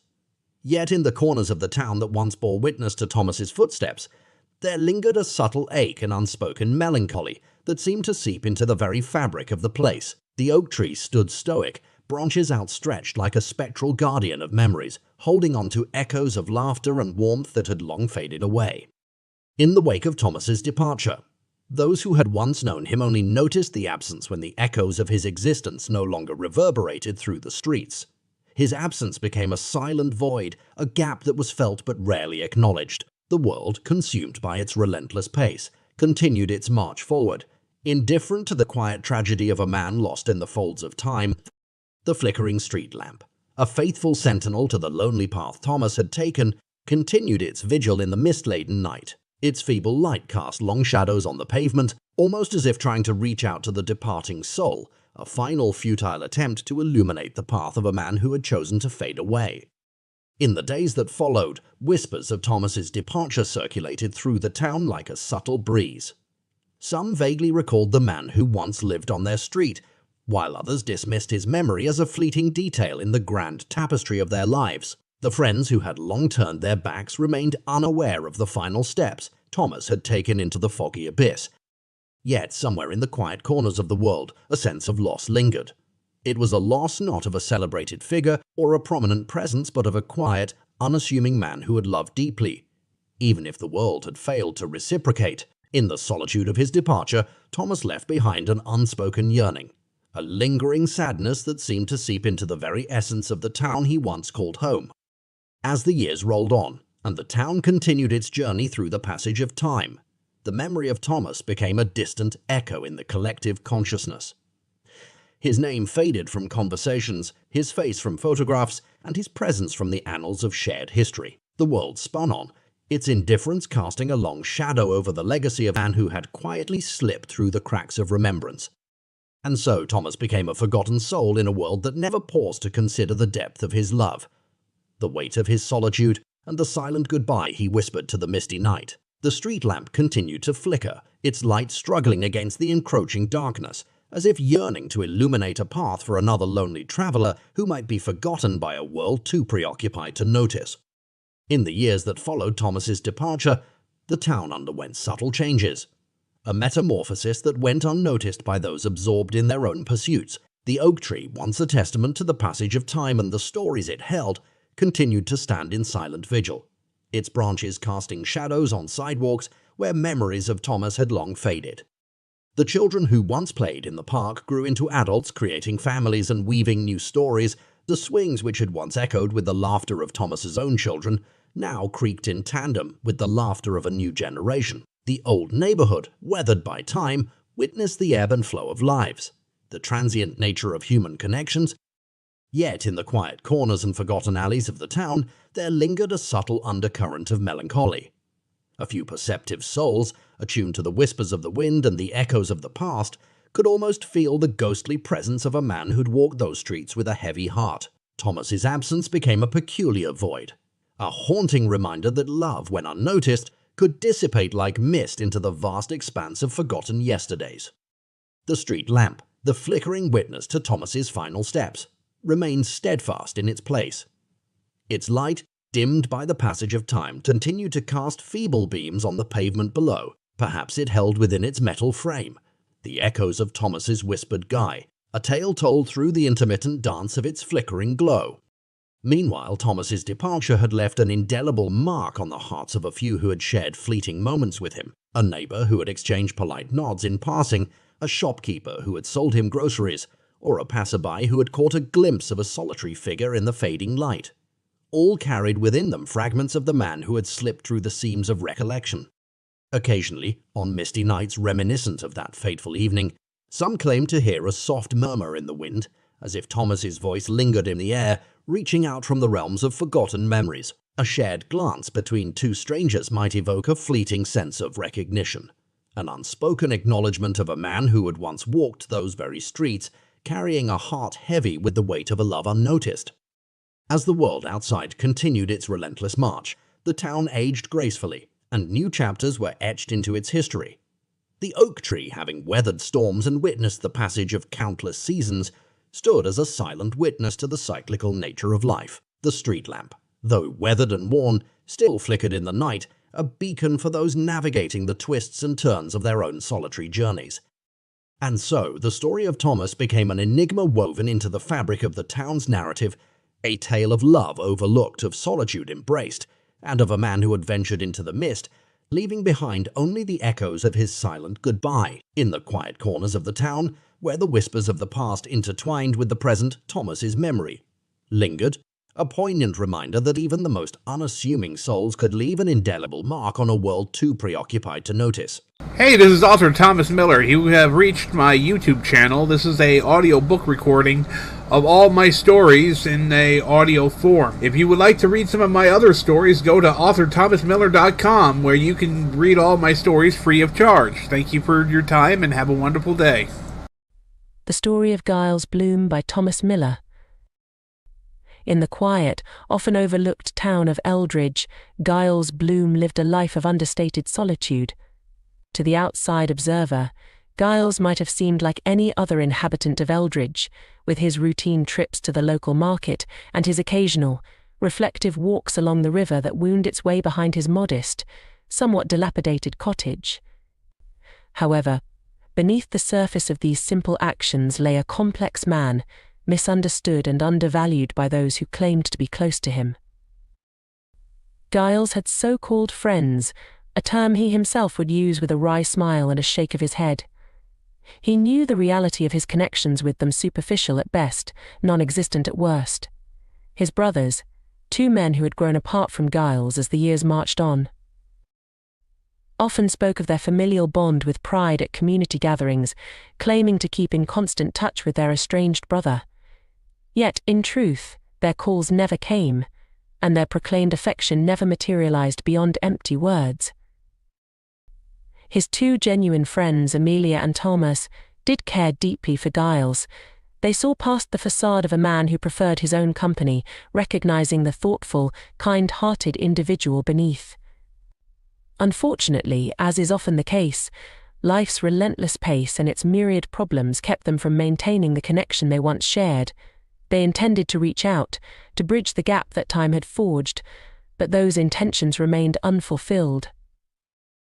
One autumn day, under a sky painted with strokes of orange and red, Giles went for his usual walk along the river, a ritual that offered him solace and a rare sense of connection to the world. This time, however, he did not return. Days turned into weeks, and the absence of Giles Bloom went unnoticed, a silent testament to the isolated existence he had led. No search parties were formed, no frantic calls were made. Life in Eldridge continued unabated, as if the man who had walked its streets for years had never been there at all. It was only by chance that a group of teenagers, seeking adventure under the bridge that served as Eldridge's reluctant landmark, discovered the unthinkable a scene of brutality that brought the town to a standstill. Giles had been found, but not as anyone would have wished. The news spread through Eldridge like wildfire, igniting a storm of full concern and belated affection.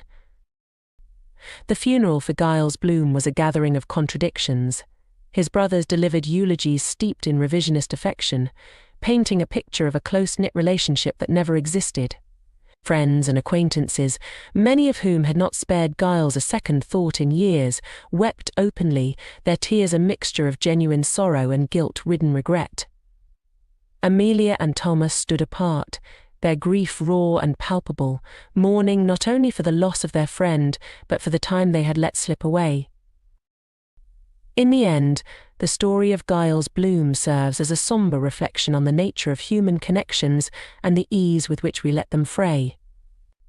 It is a tale of a man who, in life, was left to walk his path largely alone, and in death became a mirror for those he left behind, a reminder of the fragility of relationships and the often unseen value of every individual. Giles's legacy, tragic and stark, implores us to look beyond the quagmire of daily existence and cherish the connections we have, for in the end, they are what truly matter. As Eldridge slowly returned to its everyday rhythm after the shock of Giles Bloom's untimely death, a subtle shift began to take hold among its residents. The initial wave of grief and disbelief had given way to a period of reflection, a communal soul-searching spurred by the stark revelation of Giles's solitary end. People started to question the authenticity of their relationships, the depth of their connections, and the true meaning of community. Amelia and Thomas, the two friends who genuinely cared for Giles, found themselves at the heart of this introspection. The tragedy of losing Giles without a proper goodbye, without having shown him in his last days how much he meant to them, weighed heavily on their conscience. They were haunted by the what-ifs. What if they had called more often? What if they had insisted on visiting? What if they had pushed through the busy veneer of life to reach out to their friend? It was a torment that spurred action. Together, they decided to honor Giles's memory in a manner that reflected his character and his unspoken impact on their lives. Knowing his love for Eldridge's natural beauty and his quiet advocacy for preserving the local environment, they initiated a community project to rehabilitate the River Walk, where Giles had taken his last stroll. They envisioned a tranquil path lined with benches and native plants, a place for reflection and connection, not just with nature but among the townsfolk themselves. Their proposal, shared with passion and sincerity, ignited something within the community. Eldridge residents, many of whom had been moved by the revelations at Giles's funeral, embraced the project. Volunteers emerged from unexpected places, people who had once claimed to be too busy found time, those who had never spoken to Giles shared stories they had heard about him, and even his estranged brothers contributed, perhaps as a way to make amends for the years of neglect. As the River Walk took shape, it became more than a memorial. It evolved into a symbol of the community's newfound commitment to nurturing genuine connections.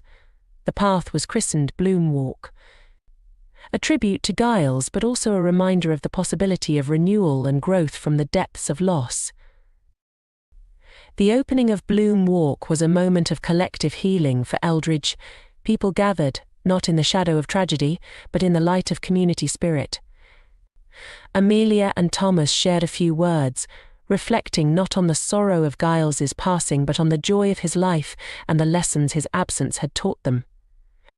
They spoke of the importance of reaching out, of breaking through the invisible barriers that keep us isolated, and of the profound impact simple acts of kindness can have. Giles's story, which had begun as a somber narrative about the perils of solitude and the ease with which we can become disconnected from one another, ended as a catalyst for change. Through their loss, the people of Eldridge discovered the strength found in community and the value of cherishing every connection. In Bloom Walk, Giles Bloom left behind not a legacy of solitude, but a path towards togetherness, a reminder that even in our darkest moments, we have the power to bring light to each other's lives. The Story of Hecate Fugo by Thomas Miller sat in his writing room staring at the blank page before him. He had been in this room for hours trying to write his final words, but Hecate, no matter how hard he tried, the words would not come. He was exhausted, both physically and mentally. His heart was failing, and he knew that his time was running out. Hecate had always been a solitary man, preferring the company of his books and his thoughts over the company of others. But in these final moments, as he faced the end of his life, he couldn't help but long for someone to be with him. He had no family, no close friends to turn to. Everyone he had ever cared about had either died or drifted away. He was alone in the world, and now facing death, he regretted the choices he had made. Hecate's eyes wandered around the room, taking in the familiar sights. The shelves lined with books, the worn-out armchair in the corner, and the desk littered with paper and pens. It was a mess, but it was his mess. He had spent countless hours in this room, lost in the worlds of his books and writings. It was his sanctuary, his escape from the outside world. But now, as he sat in his chair, he couldn't escape the reality of his failing heart. He had been diagnosed with heart failure 6 months ago, and he had been trying to end his life ever since. But no matter how many pills he took or how much alcohol he consumed, his heart refused to give up. It was as if it wanted him to suffer until his final breath. Hecate let out a sigh and ran a hand through his thinning grey hair. He was tired, so tired. He closed his eyes and let his mind drift back to happier times. He remembered his dog, Mr. Smitty, a scrappy little mutt he had rescued from the shelter. The dog had been his constant companion for over 10 years, and his death had hit Hecate hard. His heart ached as he thought of the dog's wagging tail and playful barks. He missed him more than he could ever express in words. Tears pricked at the corners of Hecate's eyes. He reached for the picture frame on his desk, the only picture he had of Mr. Smitty. It was a faded photo, but to Hecate, it was a treasure. He traced the outline of the dog's face with his finger, remembering the warmth of his fur and the unconditional love he had received from him. Hecate wiped away a tear that had fallen onto the photo and placed it back on his desk. He knew that he was being foolish, getting sentimental over a dog, but he couldn't help it. Mr. Smitty had been more than just a pet to him. He had been his only companion in this lonely world. As Hecate sat there, lost in his memories, he heard a soft knocking on his door. He blinked, startled out of his thoughts.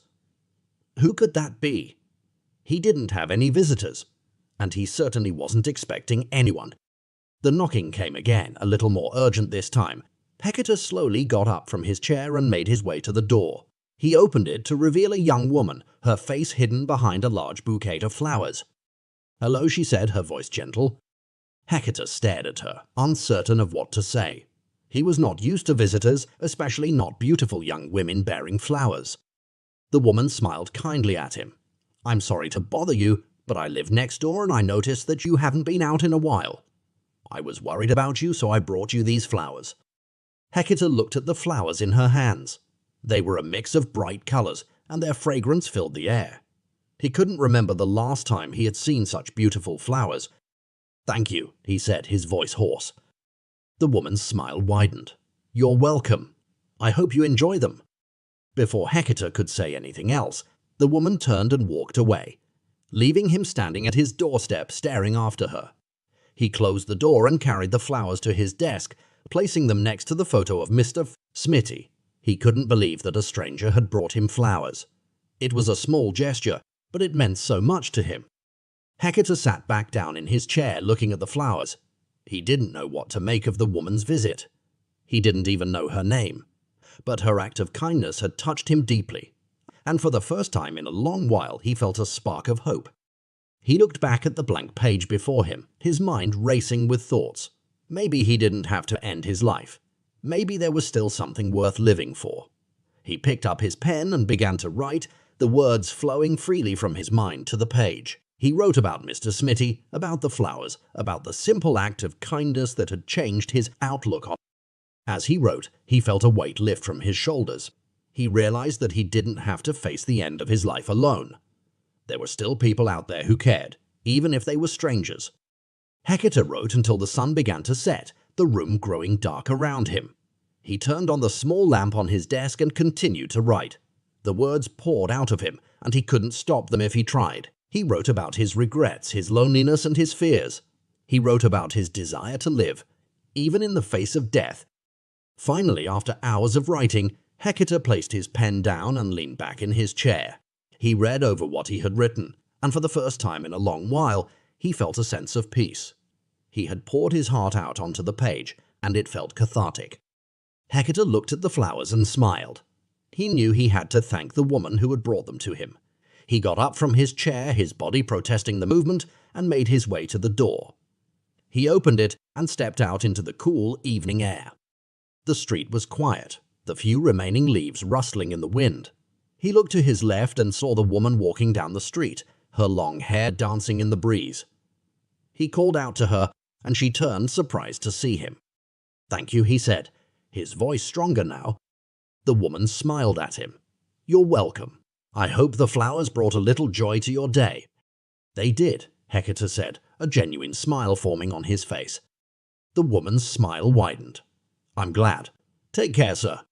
With that, she turned and continued down the street. Hector watched her for a moment before turning back to his house. He closed the door and made his way back to his room, the flowers in his hand. He placed them on his desk and lit a candle, the flickering light casting a warm glow over the room. He sat down at his desk and looked at the flowers, taking in their beauty. For the first time in a long while, he felt grateful for the life he had been given.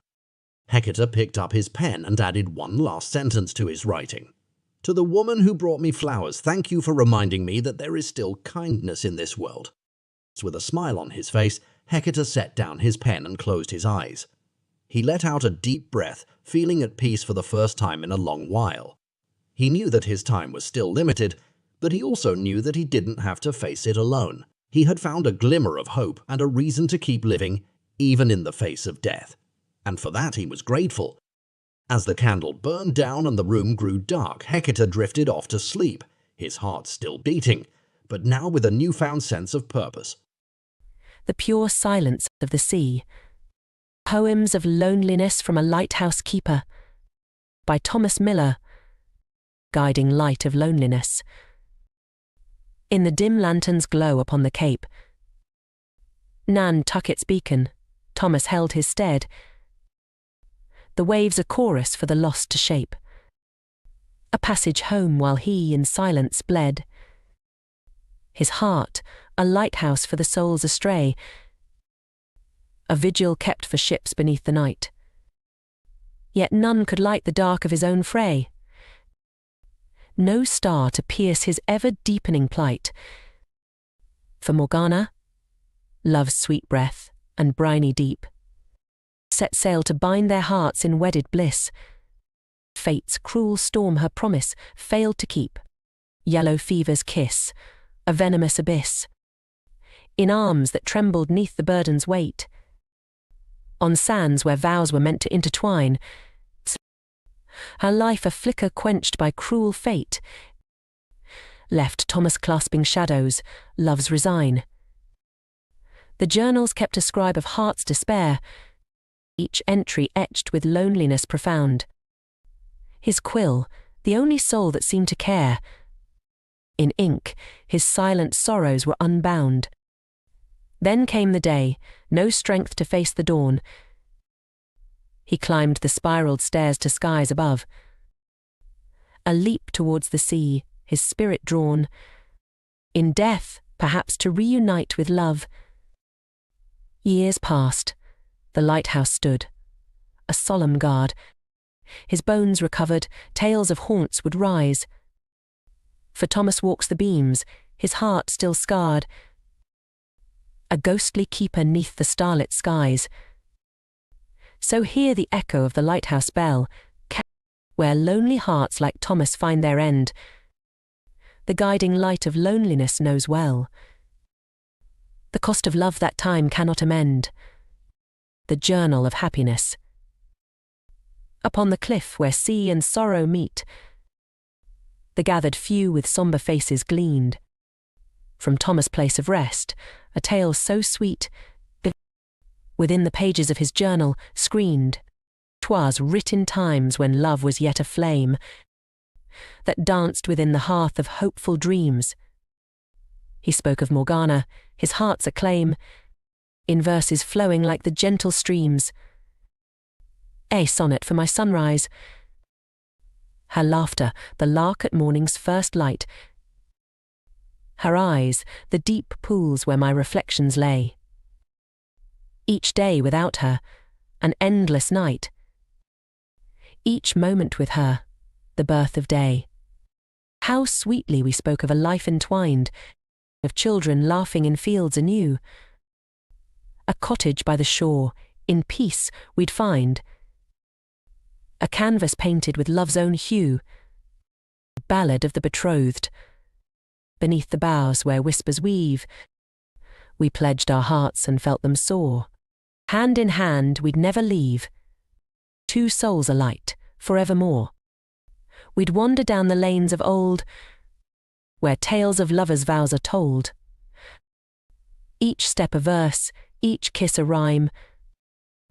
In the book of love, bound through time. As pages turned, the mourners saw a life imagined, bright and clear, a contrast stark twixt joy and flaw, between his hopes and present drear. For though his body hung in air, his spirit wrote of days more fair. And in that journal Thomas showed not just his loss, but love bestowed. The townsfolk read, their eyes alight, with visions of what could have been. His words a beacon through the night, a guiding light from deep within. Thus Thomas' heart, through pen declared, a happiness that grief had spared. Though life did wrest his dreams away, his hopeful ink made night less grey. The echoes of joy. In Thomas' words, the town found solace sweet, but a chronicle of joy amidst the gales. Each entry a refrain they would repeat. A song of summer sun when light prevails. Ode to tomorrow.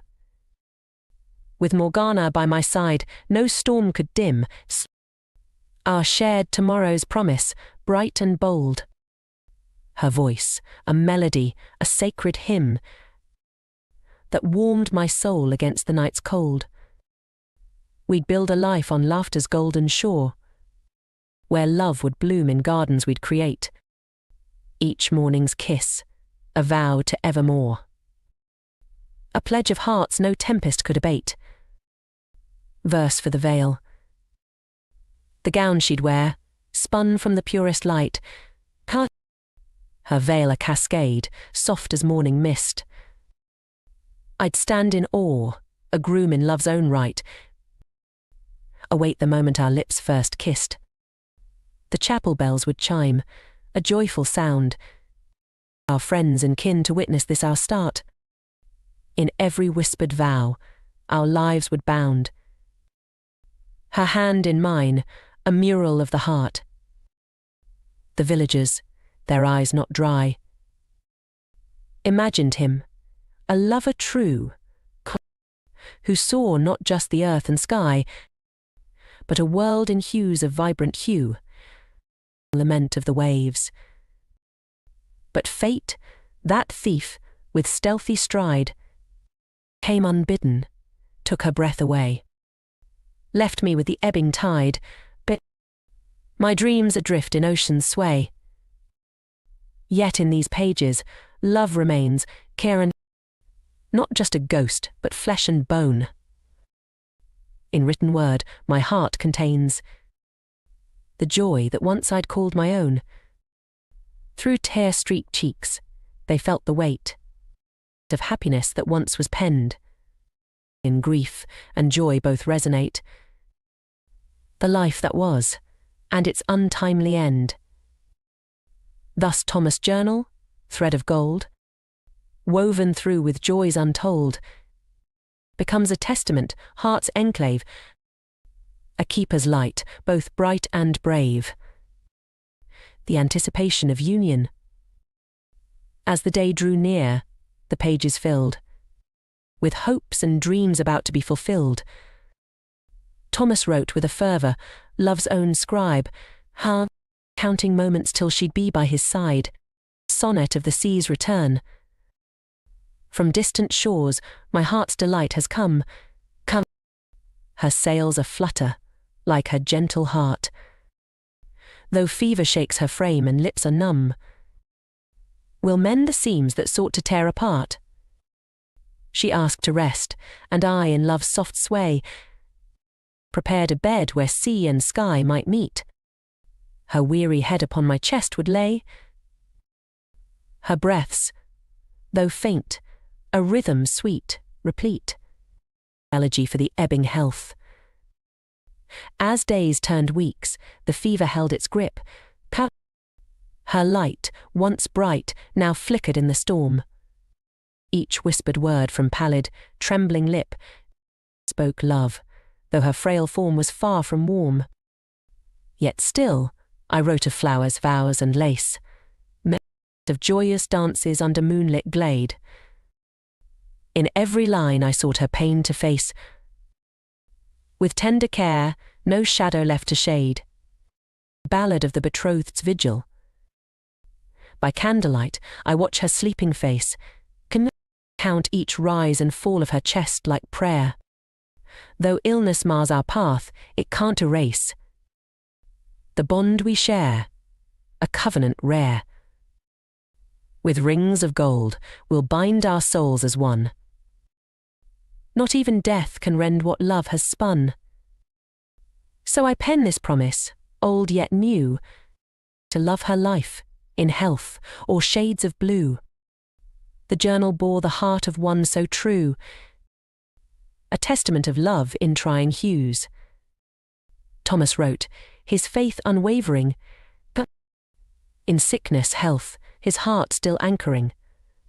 Each entry a prelude to the time when they would wed, despite the odds unkind. A keeper's light, in love, remained steadfast, guiding her home, his first love and his last. The final verses of Thomas. On the day of vows, a tragedy penned. His Morgana passed as they stood to wed. In Thomas' journal, his last poems blend the deepest love with the grief widespread. dirge of the doomed nuptials. Beneath the arch of blooming boughs, we stood, her veil a ghostly pallor, like the foam. Her fragile hands in mine, I understood. This aisle we walked would lead us to no home. As vows were breathed, her strength began to wane.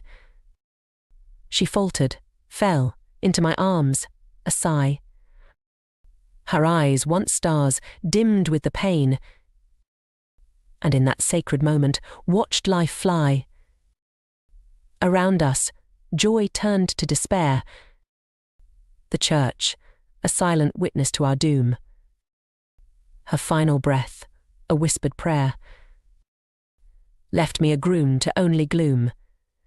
Elegy of the The waves crash below, the gulls they cry. A mournful tune beneath the grey-swept sky. My love is gone, the sea her shroud. In the lighthouse high, I'm left unbowed. So here I write, with quill and tear, the final chapter, drawn by fear. For without her light, without her grace, what purpose have I in this forsaken place?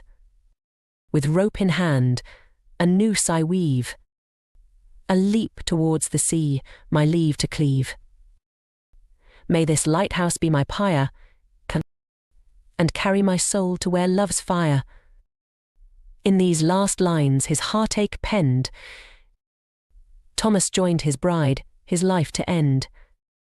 The journal closed, a tale complete, of love so fierce, yet bittersweet. His spirit haunts the lighthouse still, a guiding light of loneliness against the chill. The echoes of his love-lorn pleas blend with the surf and salty breeze. Foggy Seduction by Thomas Miller. Thomas stood at his window, gazing out at the setting sun.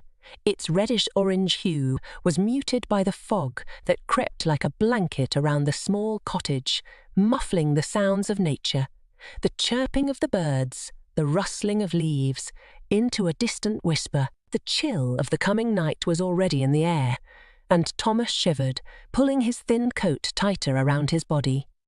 As he looked out into the gathering darkness, he couldn't help but remember his beloved bride, taken from him so suddenly by the yellow fever that had swept through the countryside. He could still feel the softness of her skin beneath his hands, the warmth of her embrace, the sweet sound of her laughter.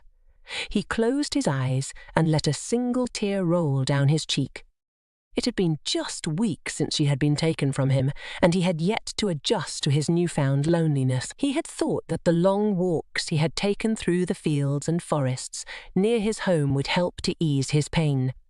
But in truth, all it had done was fill him with a deep sense of despair. He had been so looking forward to the life he had planned with his love, and now that dream was gone, leaving him with nothing but emptiness.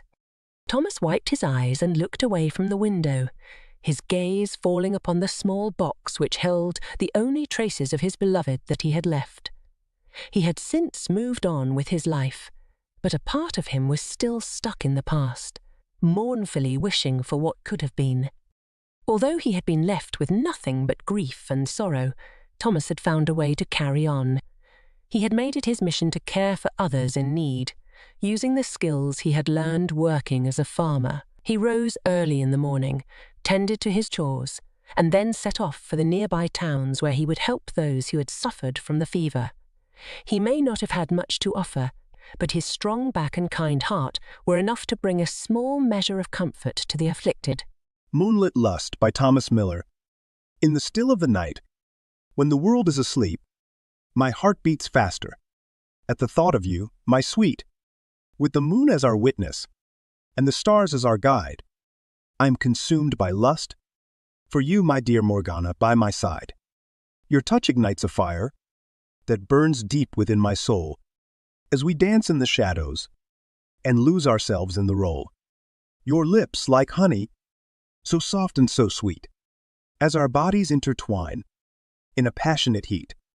I crave your every breath, as your scent fills the air, and with each passing moment, I am lost in your stare. With every kiss, I'm consumed by desire, as the flames of lust spread higher and higher. In the darkness of the night, our inhibitions fade away, as we give in to temptation and let our bodies play. The sound of our hearts beating in sync as we move in unison in this dance of love and kink. Your skin against mine is like silk on fire, sending shivers down my spine as our passion continues to inspire. In the streets, we roam under the moon's seductive light as I call out your name, and you answer with delight. Your hair wild and free in the winds of the northeast breeze, as I am just a lighthouse keeper, and you, my dear, the beacon of my life, with ease. As the night continues, and the stars start to fade, our love and lust, in this moment, forever made. But as the dawn approaches, our time together must end. For now we must part, until the night calls us again. But the memories we've made, in the darkness of the night, will always be cherished and hold us tight. So here's to lust in the night. With you, my sweet Morgana, by my side, for in your arms, my heart and soul will forever reside. Terminal Diagnosis by Thomas Miller.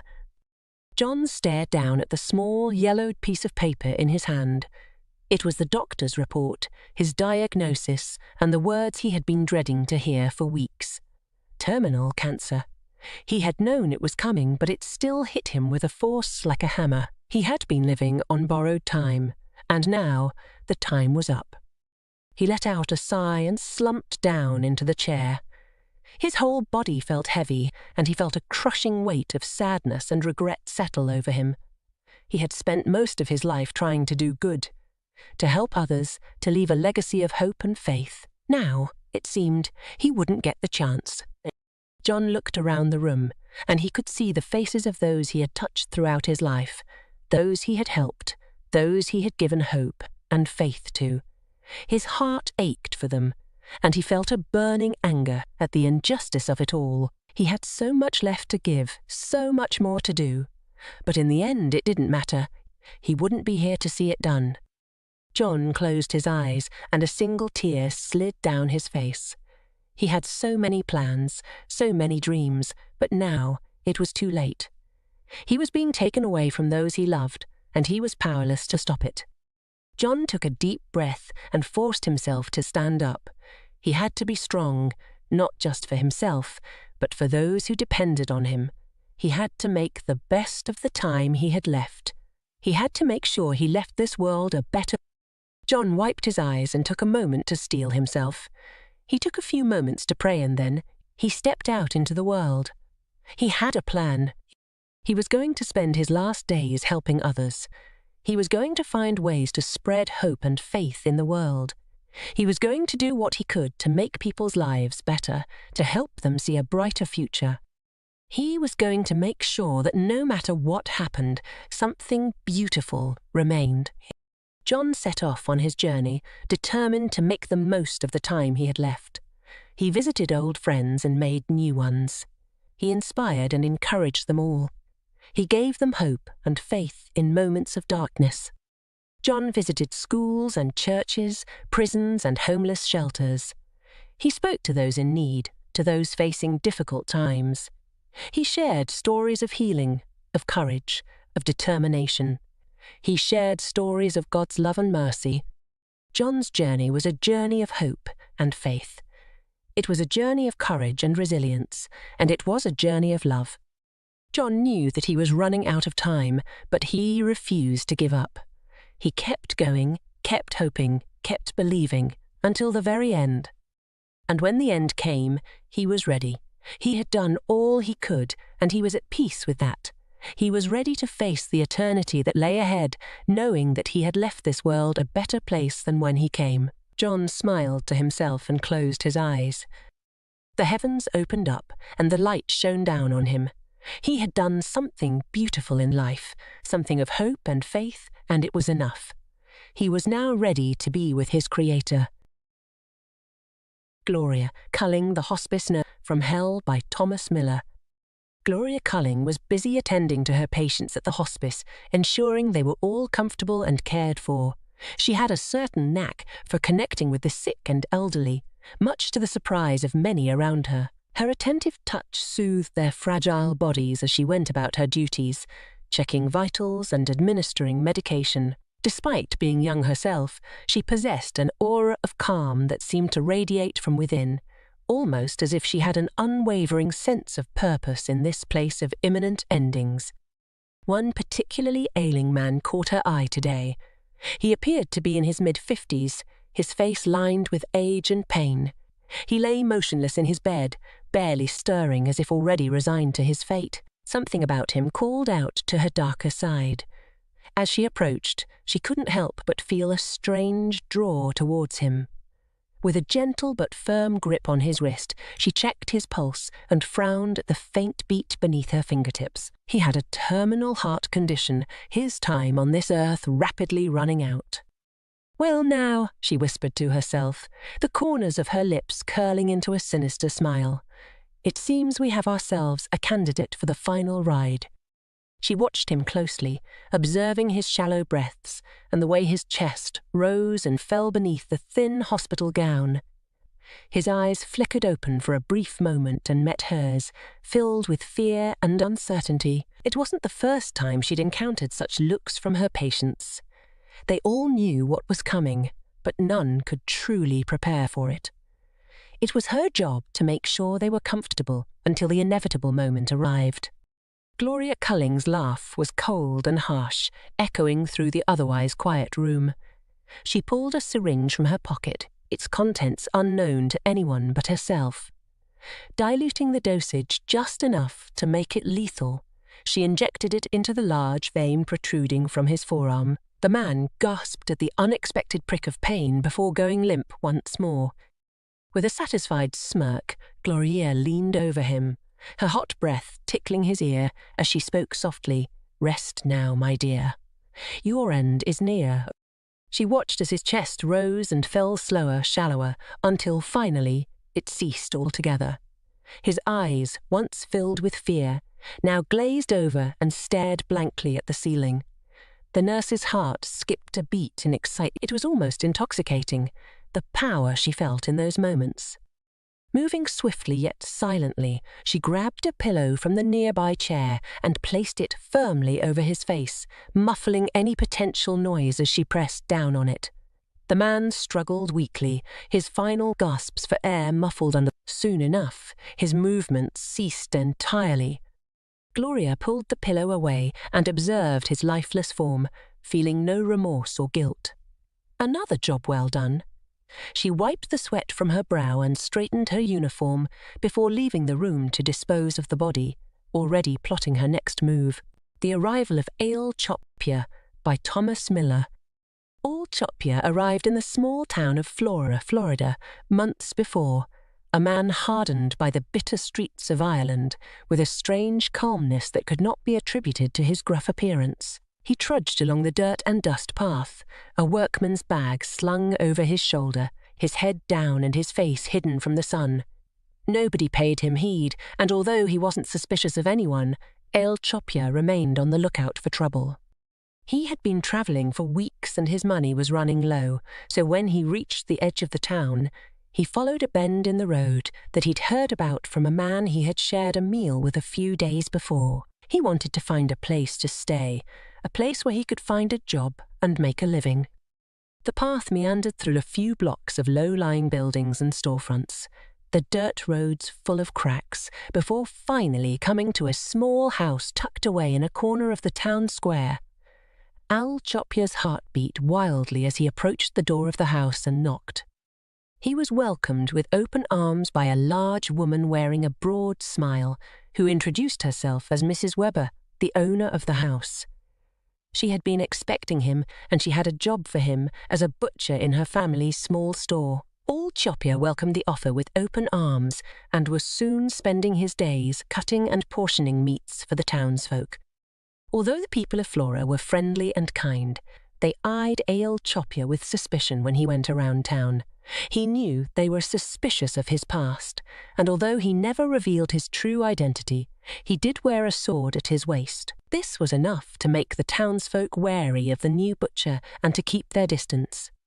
In the months that followed, Ole Chopia earned the trust of his employer, Mrs. Weber, and the people of Flora.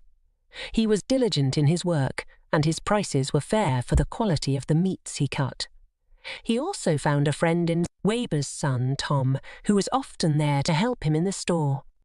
But beneath the smiles and suave demeanour of Ale Chopia, there lurked a dark side. For beneath his friendly exterior lurked a man with a passion for butchering.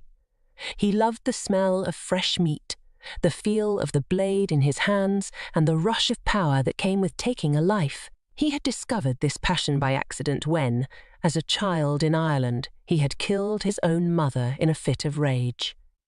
Since then, he had used his knife to take the lives of countless women, usually those who were crippled or disabled in some fashion. He found them easy to catch, and they never put up a fight.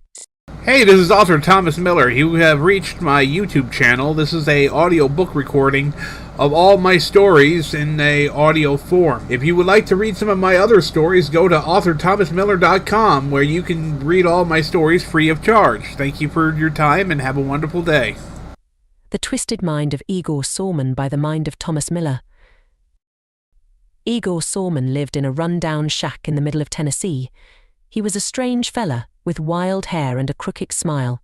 His only companion was his trusty chainsaw, which he affectionately referred to as Leatherface. Igor had a peculiar obsession with the infamous horror movie character, and he spent most of his days watching and reenacting scenes from the films. As a child, Igor was always an outcast.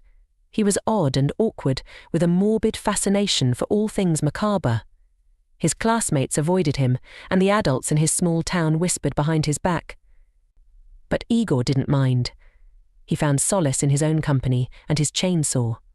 He spent hours in the woods, chopping down trees and pretending to be the terrifying villain from his favourite movies. As he got older, Igor became more and more fixated on becoming a chainsaw killer himself. He dreamed of one day wielding his trusty Leatherface and terrorising the town, just like in the movies. But no matter how hard he tried, he could never quite live up to his hero's image.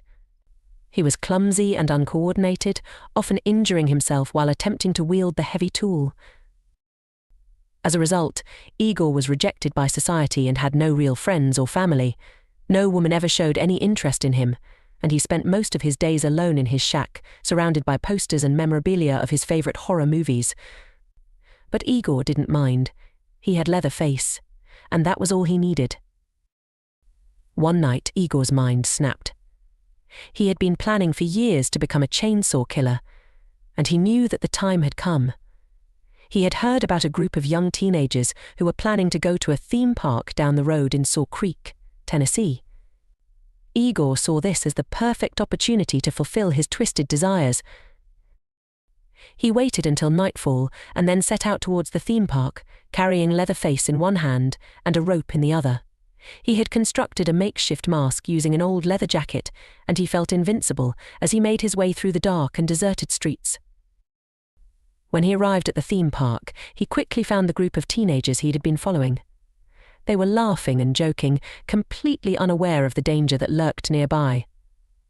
Igor watched them for a few moments, his heart racing with excitement. This was it.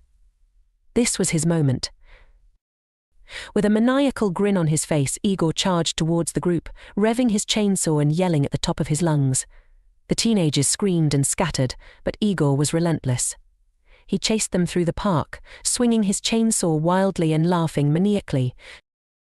The group of teenagers, now terrified and disoriented, ran in different directions, trying to find a way out of the park. But Igor was everywhere, taunting and chasing them. Eventually, they all ended up in a dark and abandoned section of the park, surrounded by old carnival rides and dilapidated buildings. Igor had the group cornered, and he revelled in their fear. This was his moment to shine, his chance to be the chainsaw killer he had always dreamed of. He lunged towards the group, ready to strike with Leatherface, when suddenly a bright light shone in his face. It was the police.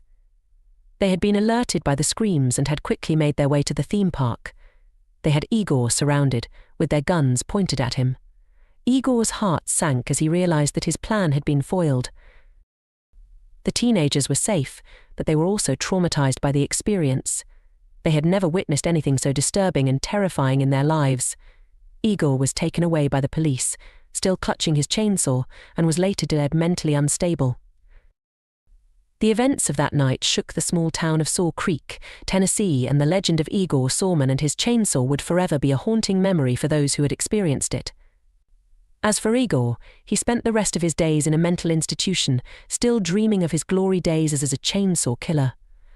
But for the residents of Saw Creek, his name would always be whispered in fear and horror, a reminder of the dark and twisted side of human nature. Dark Doctor's Hospice by Thomas Miller. The Devil's Hospice was a place of death, a place where the sick and elderly came to spend their final days. It was a place for the forgotten, the unwanted, and the unloved. And now, with the arrival of Dr. Lucifer Chambers, it was also a place of darkness and evil. As he stepped through the doors of the hospice center, Dr. Chambers wore a sinister smile on his face. He was a tall, handsome man, with dark hair and piercing blue eyes, but his smile was cold and calculating, revealing the darkness that lurked within him. The staff of the hospice center greeted him with hesitant smiles and uneasy nods. They all knew who he was and why he wasn't. Dr. Chambers had been hired to run the hospice center, but his reputation preceded him. Rumors of his past deeds and his questionable methods had spread throughout the medical community. But the hospice board had been desperate. They needed someone to take charge, to bring order to the chaotic center. And Dr. Chambers had promised them just that. He had promised to bring efficiency, to reduce costs, and to increase the hospice's success rate. And so, with the board's approval, he had taken over the hospice center, and with it, he had brought his own twisted agenda. Dr. Chambers walked through the halls of the hospice, his steps echoing in the silence. The patients in their rooms watched him with fearful eyes. They could sense the darkness that radiated from him, and they knew that their time was limited. He stopped at the door of the first patient on his list. He had been studying their files for weeks, analyzing their illnesses and determining their fates. He opened the door and stepped into the room. The patient, an old woman, lay in her bed, her frail body covered in blankets. She looked up at him with pleading eyes. "Please, doctor," she whispered, "I don't want to die." Doctor. Chambers chuckled darkly. "We all must die, my dear. It's just a matter of when." He leaned in close to her, his face inches from hers. "But don't worry, I can help you. I can make it painless. All you have to do is sign this." He held out a piece of paper, a contract written in a language the old woman did not understand.